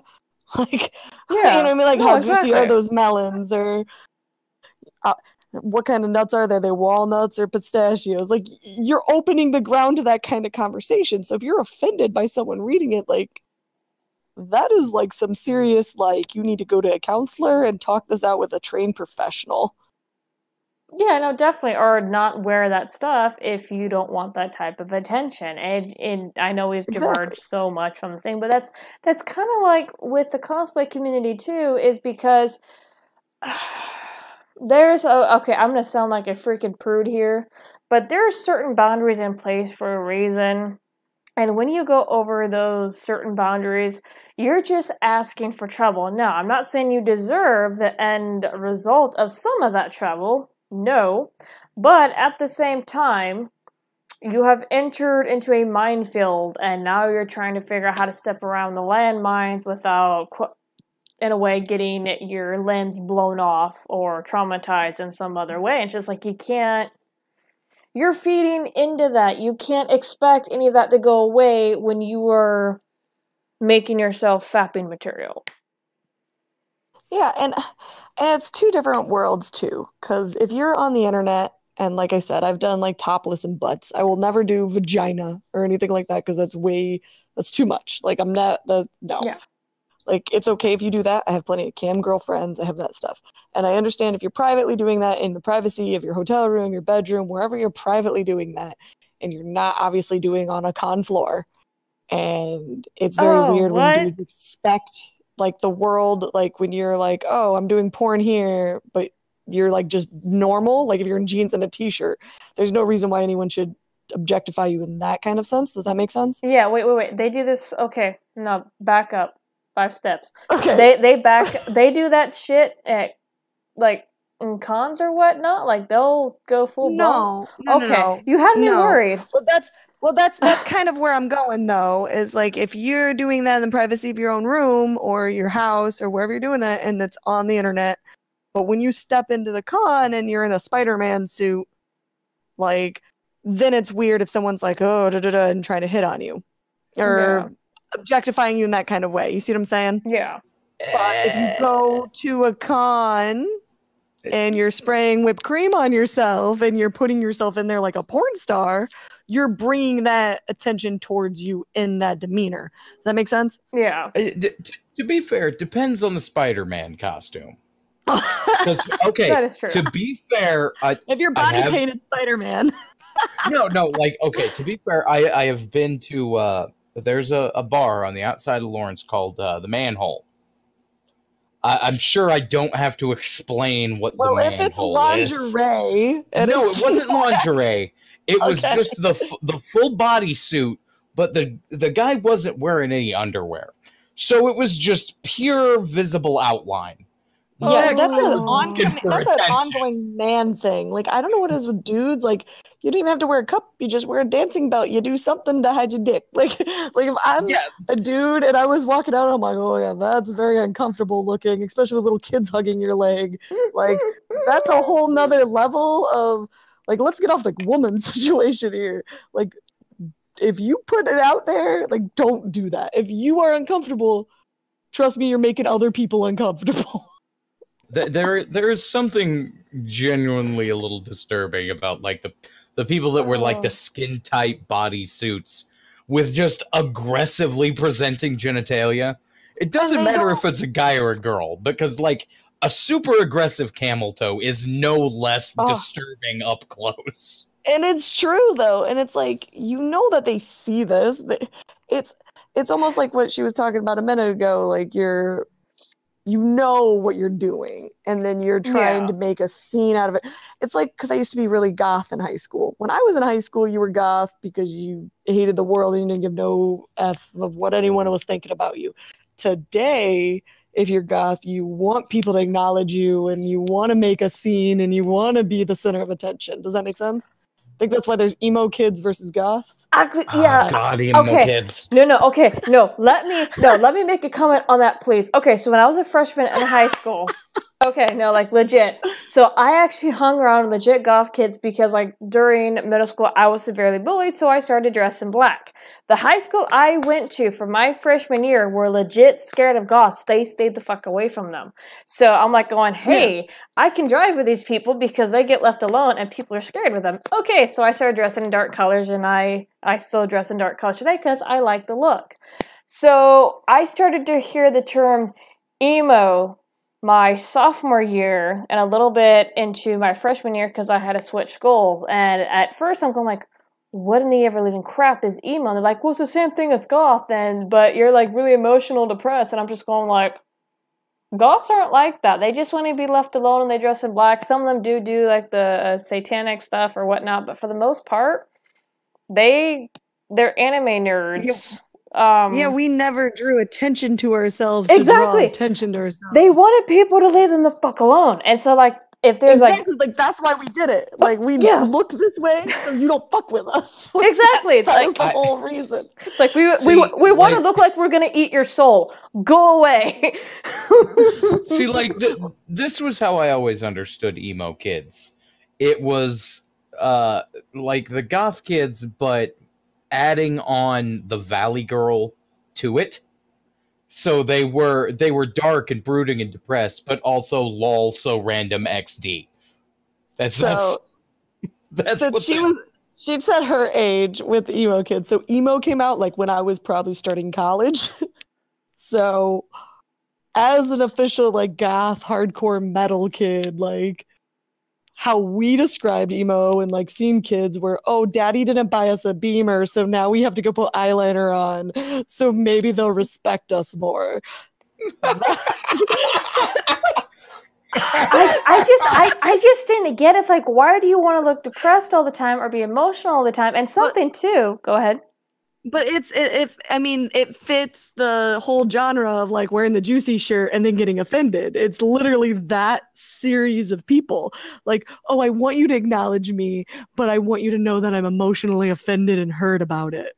Like, it's that whole. That's the genre. We figured it out. That's what happened. All these kids are emo kids. It's like here's the easiest way to like describe that mentality. Because I genuinely want to describe it for anybody that's like in the chat that doesn't quite understand what I mean by if you put text on your shirt and I read it, you're not allowed to get offended. It's like I want to hit somebody in the head with a brick, but I don't want to be charged with assault. I mean, it's the same thing. Like you're doing something to cause the next action. Yeah, and I think that's a lot of what these con-going people don't understand. Like, I'm going to get back on the Kick Vic thing, because one of the girls who recently called me out and, like, posted I don't know if you guys, I think I showed it to you, where I basically called Monica out about not going to Kameha Con, and it was, like, just stupid. It was just like, oh, I'm going to have no safety here, but I'm doing this for my safety. It was, like, just something stupid. Yeah. And one of the girls who's on that team, on Kick Vic team, she's like, she's gonna do this and that, and how dare you, and I'm like, dude, I don't even know the woman and I don't care. Like, it was a joke, chill. And she like put that screenshot over Facebook or whatever, but like this same fucking girl was so fucking stupid. She has done nothing for the last month about talk about her glitter poster signs that yell Kick Vic. Hashtag that she's been making these glitter poster board picket signs that she's going to hand out at Kamehameha Con. And then she's like, I don't know why everyone's attacking me. Because you're putting a giant target on your head, you stupid idiot. Ugh. And she's one of the girls that I've had on my friends list because I met her at Kamehameha Con. But the girl is asking for it. Like, and she's the first one to get violent and aggressive, but she's sitting there, like, twerking on a dude, and then she's like, oh my god, he touched me. Like, and I seen it at Kamehameha Con last year. Like, Jesus. I'm like, oh, you're not friends with this one now, so now it's an attack. And, like, one of the guys who's a YouTuber who she did this shit to already kind of got called out. Not he did it, but she got called out on doing it to him, and like it was going to be dirty. Like, I texted him and I was like, hey, be the fuck careful, and not everyone's your friend. Yeah, I know that and that's true enough, but see, that is so stupid. First was the Monica thing, because I covered a video, everybody was making a huge stink of how Monica was attacking Kameha Con. It's like, no, she's not. She's being retarded, but it's Kameha Con and her obviously worked something out because they can't afford to burn both the fans and each other. Because there's still business to be had, regardless if anyone agrees. But at the same time, I do think, and I explained it to somebody, Monica, because the way that Ron has been acting, I see Monica as a control freak. Let me explain why. When her... the voice of Beerus, I do hear now. Because I kind of shat on Beerus a little bit. The voice of Beerus, in one of my videos. He's my favorite character. Well, no, dude, I like Beerus. But he had to cancel because he was going to 2 conventions on that same time, the weekend, and so he wouldn't be able to make it to Kameha Con. So that's why he was only going to go Friday. Right? Or something like that? Saturday, Friday, but the traveling distance was too long. So I'm going to redact what I said about Beerus, because I did kind of shit on him in one of my videos. But retract, Chambers. Retract, but you know what I mean. I'm getting my words mixed up. But so... I know, that's why I'm helping. So, with Monica, though, because the voice of the Grand Priest, the voice of Manaka, which is Beerus' little henchman, they tried to get Kameha Con to bend the knee. And when Kameha Con pretty much flipped him the bird and they had a deluge of all the other DBZ voice actors, then Monica decided to take it to a place to where she can control the environment. And I was explaining this as something like she is trying to control what she cannot. So now... She's actually said that. Like, Huh? oh, I need to control. She's like, I can control The safety. security. Like, she's used that. Yeah, she's used that word. I'm gonna control, or I can control. Like a few posts now that I've seen. And honestly, like I don't follow her thing, and I'm really just reading what screenshots all you guys post. Like I'm like, if I don't like somebody, and it's easy for me to hate Bulma, man, because I have hated Bulma since the beginning of Dragon Ball. Like she's my least favorite character since day one. So you give me a better reason to hate that character, I am all ears. Like. But I'm not going to follow her. I've never followed that character. I've never followed that VA. I've never been behind it. So, but in multiple screenshots I've seen of her, she uses the word like control, or I need to, like she definitely counterdicts her stuff, but she uses the word control a lot. Mm-hmm. Does that make sense? Yeah. Like I noticed things like that. So like, especially because she's so like bipolar and so up and down, and she's just very unprofessional. And that was one of my biggest like, yep, no. And then like she did with the pedo dude, I was like, nope, now you are 100% out. Everything you say is bullshit. Well, But she uses that control word a lot. something to notice too is sorry, let me finish, and I'll let you talk there, Ichabod. Something I noticed, like when she went dead quiet, Ron went into full attack dog mode. And it's like, dude, shut the fuck up. You are a damn tool and you're making this worse. He's still poking at Nick. And it's like, shut up. Go ahead. I had to just block him because he was resharing my tweets or something weird. And I was like, this is uncomfortable. Oh, he has me blocked on my main. I can still see him though. Go ahead, Ichabod. You're like, yeah, talk, Ichabod, talk. So, like, all right. This is going to be one of my rants, and I apologize for it. But one of the things that you have to learn when you hit the age of 21 and become able to drink in the United States, you reach this point in your life where you have to start being an adult. And part of being an adult is the understanding that you cannot control everything around you. It's impossible. There's always going to be an X factor. There's always going to be something that comes from a different perspective or different area that you have absolutely no control over. And the problem with people that like get famous, like super famous, like let's say Monica for when she was Bulma. By the way, totally mirror your concept on that. I'm not a big Bulma fan. She was basically a placeholder for weird crossover porn, and that terrified me as I was a kid. But one of the things about people that do become really quick famous like that, who just start a career, get something that makes who they are, and then try to move on to other things, is they lose that I'm an adult thing. They don't get that professionalism, and they don't get that they don't stay humble. They like it just takes over. They don't understand a humble background. It eats them.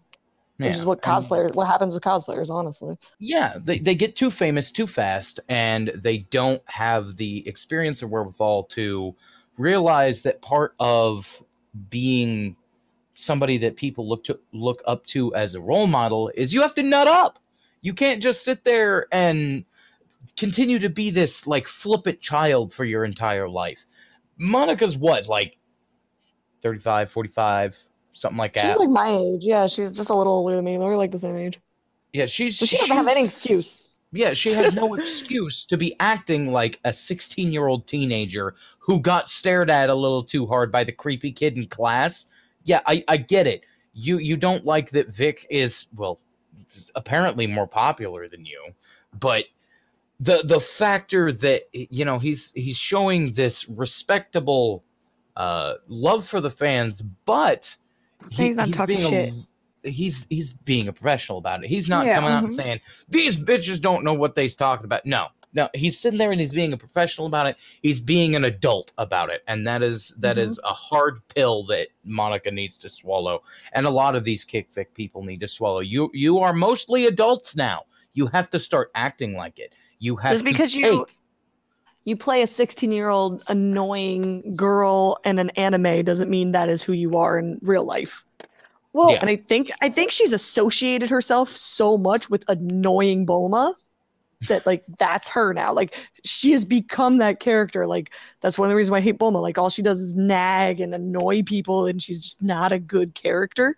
And she's basically in her head become Bulma at this point. Yeah. Well, yeah, but like even with that, I mean, Bulma ends up with Vegeta. As characters, they could not be more of a personification of. That's why I hate Vegeta. When they got together in the anime, I was like, I'm over Vegeta. Not even gonna lie. I like Vegeta, but their pairing actually kind of freaked me out because when they first started interacting with each other, and it's just like, how the fuck did you two get together? But okay. Well, it's the natural concept. Like, as characters, it's the preppy teenage girl with the way too rich daddy getting with the bad boy. That's exactly what it is. And, there's this mentality of it that she can be the preppy rich girl without having either the looks or the money to pull it off. Well, I was literally just to say, if you draw me really pretty and I act like that character, that's who I could be. Like, that's the vibe that I've gotten from this woman. And honestly, I have kind of hung out with Vic, and I've kind of sort of less with Bulma because she was kind of a bitch both times I ever interacted with her. Vic was cool, and I've hung out with a lot of the DBZ people, and I'm not going to tell you who, but there's a lot more that are way more sexual predator than Vic. Oof. Yeah. Well, see, like, I didn't know Vic before this whole thing started because I take characters as characters. They're artistic representations of usually massive stereotypes. Like Vegeta is the rich bad boy. Goku is the crouching idiot hidden dumbass. You know, like that's. I've never met the voice actor of Goku, so it's not him. Yeah, but like that's the entire point of it is these people. I don't see them as like the voices. I see them as the character because that's what I know them as. But then we got into this like the Kick Vic I Stand with Vic stuff, and I found out that Vic voiced Meixsell in One Punch Man, and I was like, anybody who can do Broly, Meixsell, and Edward Elric, that's a talented professional individual because Meixsell is creepy as hell. Broly says like 4 words. And Elric has like this deep emotional storyline. Being able to do all of those different things and then be just like a chill professional guy, because then I started looking at some of the talks he's had at the conventions, or when he went after that dude who was screaming that gay people were evil, and he was like, hey, Jesus loved everybody. Like, it was like that is a professional. Like, he doesn't care if his personal beliefs may not align with yours. As long as you're a respectful and kind person, he's not going to go after you. Yeah. But even then with this, like, people have not been respectful or kind, but he's held his tongue. He's gone the appropriate adult route. We need to, and I think this is the other problem we've, discussed. I'm 32, 33. Monica's my age, 33 through 35. Vic is, 50, right? So that's a whole different world. That's another generation. Yeah. So, a lot of the things, I associate, Vic, in my dad and uncle, and I'm saying this because I've been hanging out with them all night, the last few days. So that generation of 50, 60-year-old men, catcalling was their way of complimenting a woman. And I know that it doesn't excuse them, but if no one's ever told them no, and they're famous, just like these girls who get famous really quick, they use that stuff. And the biggest problem I know personally in the convention world is girls refuse to say no because they want to use them and get what they can and then hold it against them later. And I've only been in the cosplay circuit for 4 years, and I can tell you this. So God knows for the last 10. You know what I'm saying? So here you have this 50, 60-year-old man who is like, oh, you look adorable in your cosplay. Now he says that to a girl, and I mean, I just watched one on Monday where they were like, the 2 kids on YouTube or the teenage boys were guessing the girl's age, and the girls ended up being 12 or 13, and they looked like they were 19, 20. Yeah. You're putting a 50-year-old dude with a girl that's cosplaying, I don't know, we'll say Naga from Slayers, which you guys probably don't know who that is. But she's in a bikini and a cape, and she's 12 years old, and she's already got a breast job. You can't, oh God. And then she flirts back with him. That dude is completely unaware. Does he mean to try to have sex with this girl? No, he's being friendly because he's 50, 60 years old and he's just, interacting. Yeah, and a lot of people have said, and I just, in a way, I feel bad because Vic has not noticed how times have changed. And I'm not saying his interactions are wrong. Yeah, they're a little bit touchy-feely. My dad is horrible. Well, my dad is a horrible, dirty, perverted old man, and he is 65. And we'll be driving down the street, and my dad will be like, "Oh, look at that hot ass on that bicyclist." And I'm like, "Dad, shut the fuck up." Oh my God! See, I thought you were talking about the redhead from Slayers, because you looked up Naga. Yeah, no, I see which one Naga is now. Holy crap! Story, because that was one of my favorite anime. The first time I ever met a Naga cosplayer, the girl was 17 years old with a breast job. This anime was annoying as shit. You didn't like Slayers? No, we can't be friends. I'm done with this. Get out! No, because they started to show this at SakuraCon, and I looked it up because I liked the way that the characters look.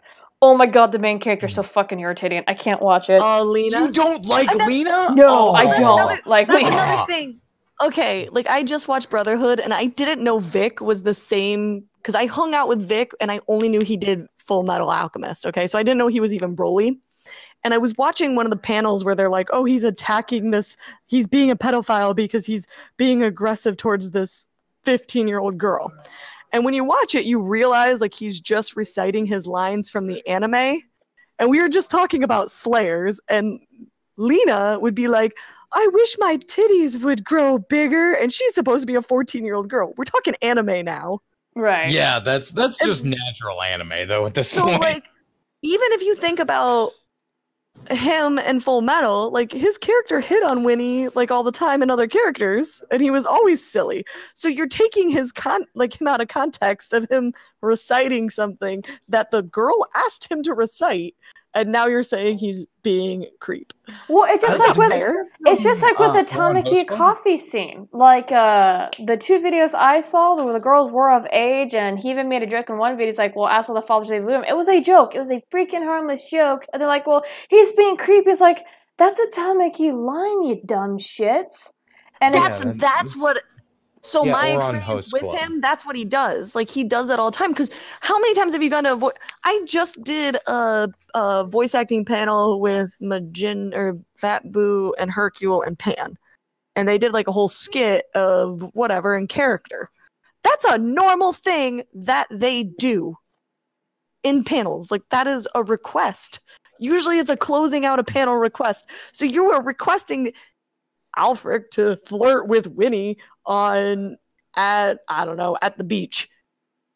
Like when they talk about it, it's gonna be weird because you have not Alfred, not the character, not Winnie, they're not the real characters. They're not. Yeah. They're people. No, they're people. But like when it comes to that, it's like how just unapologetically irritated Leonard Nimoy would get when people would say do the Spock sign and say live long and prosper.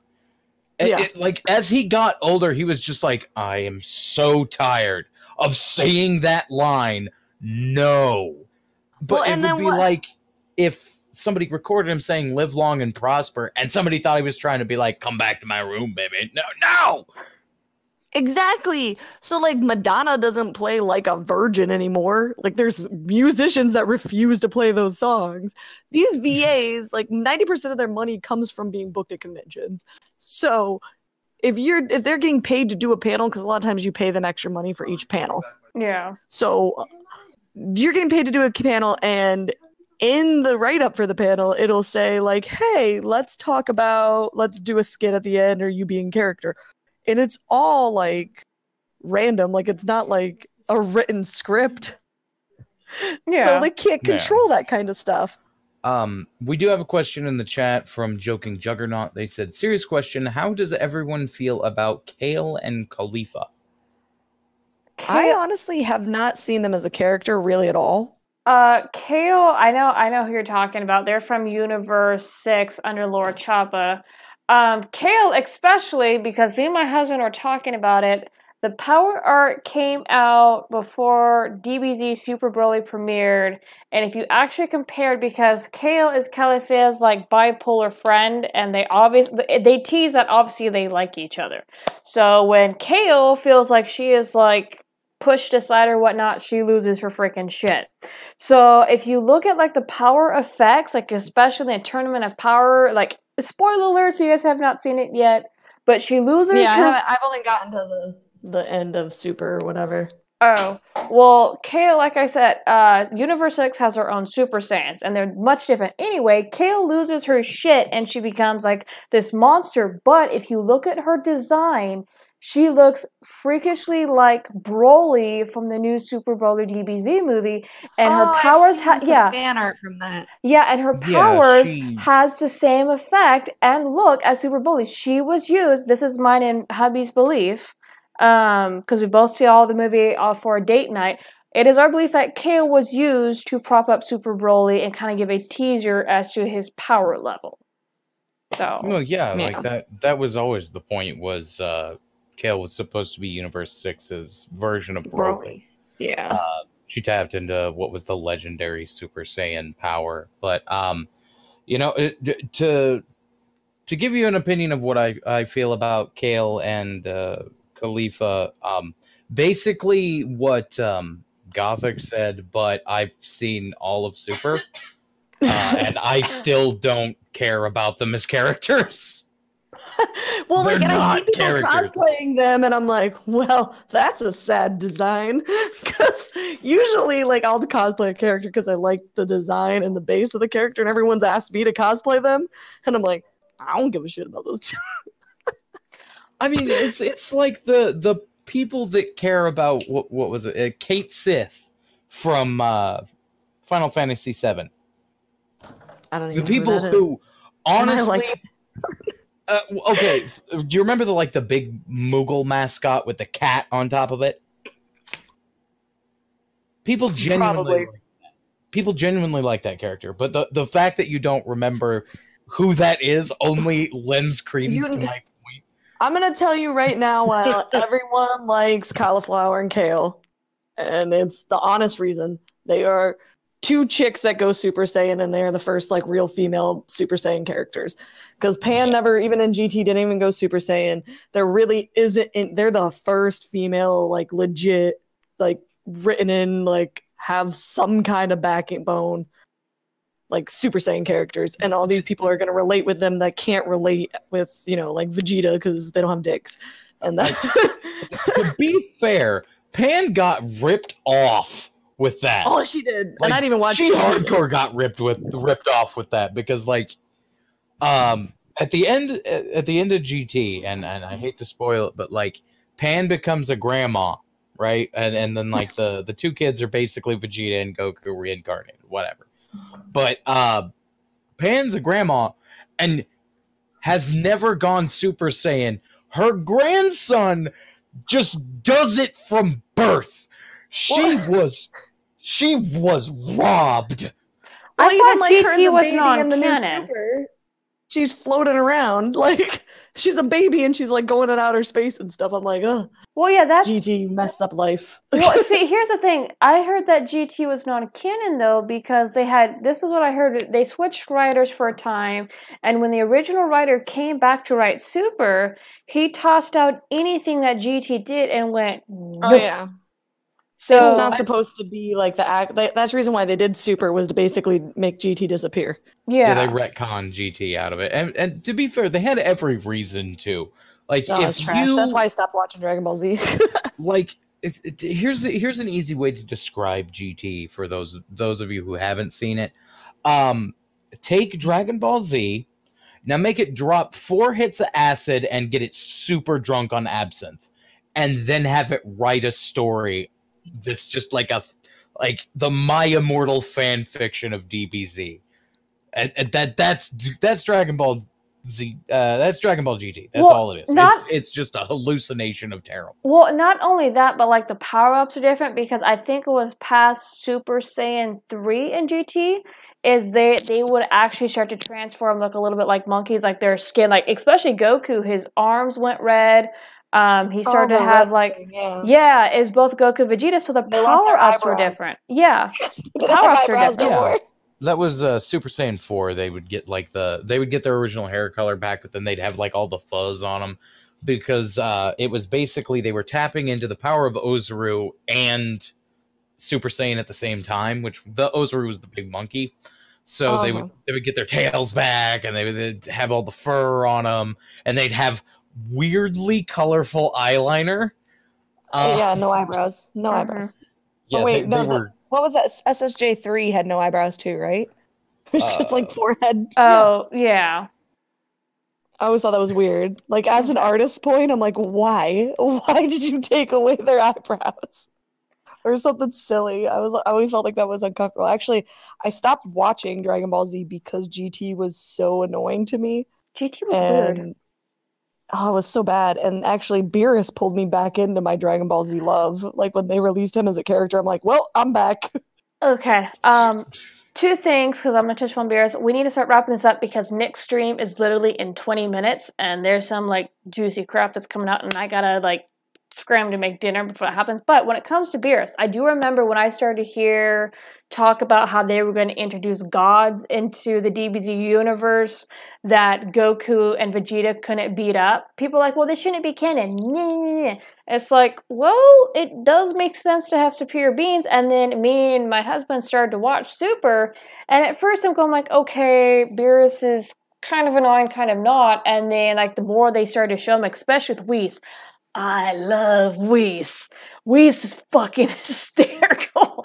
Oh my god, Whis is actually like the stronger, like yes, build up, right? Whis, like apprentice. Okay, so Whis and his sister Vados and the Grand Priests are all a very strong, superior race that, from what I've heard of the lore, Grand Zeno had to wipe out their planet because they're way too strong. But yes, Vados trained Choppa.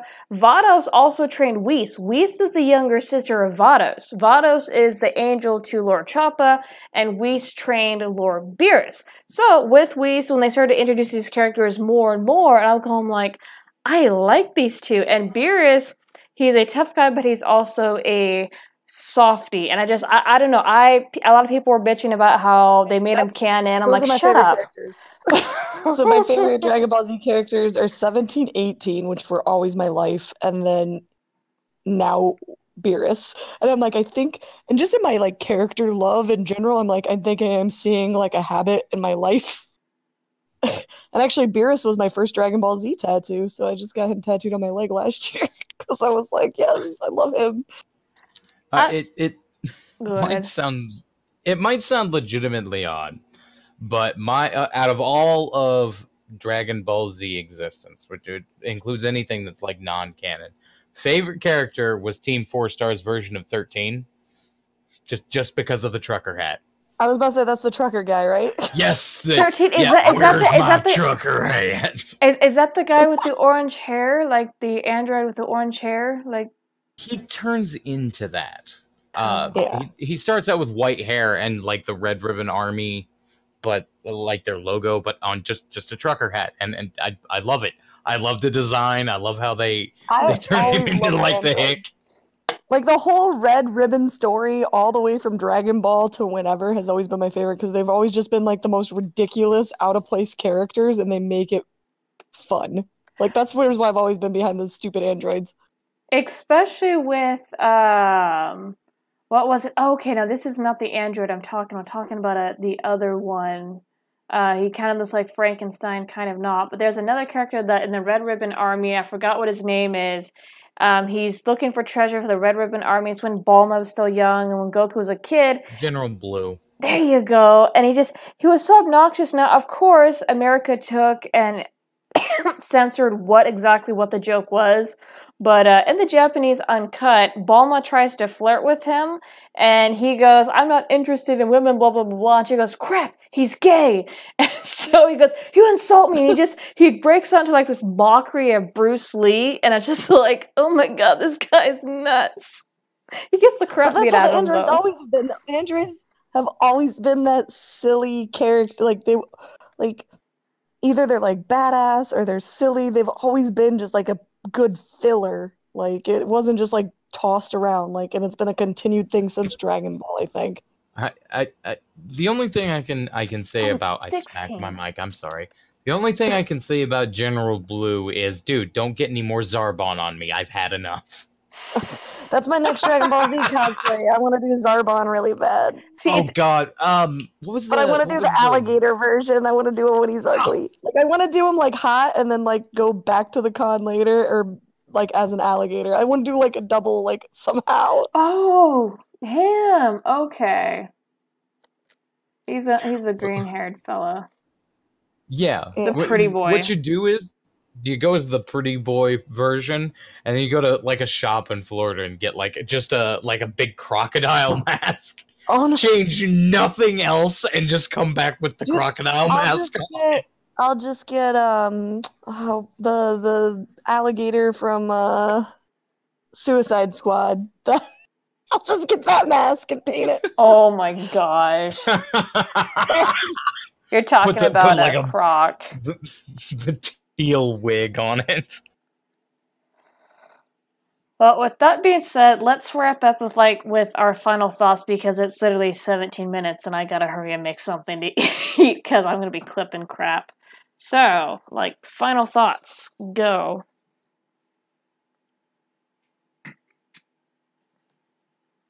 Uh-oh, did I lose people again? I was gonna wait for Gothic to go first. Did we lose her? Oh no! We have a sushi down. All right. Well, I guess I'll just. It bears repeating. Oh, am I back? You're back. There it goes. Yeah.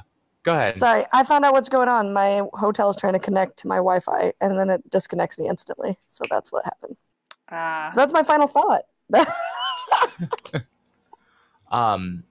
Like I said, it kind of bears repeating. Like, if you as a human being aspire to be a Wendy's dumpster with the grease trap from Taco Bell combined, then you're not a good person. Doxing is bad. Doxing is wrong.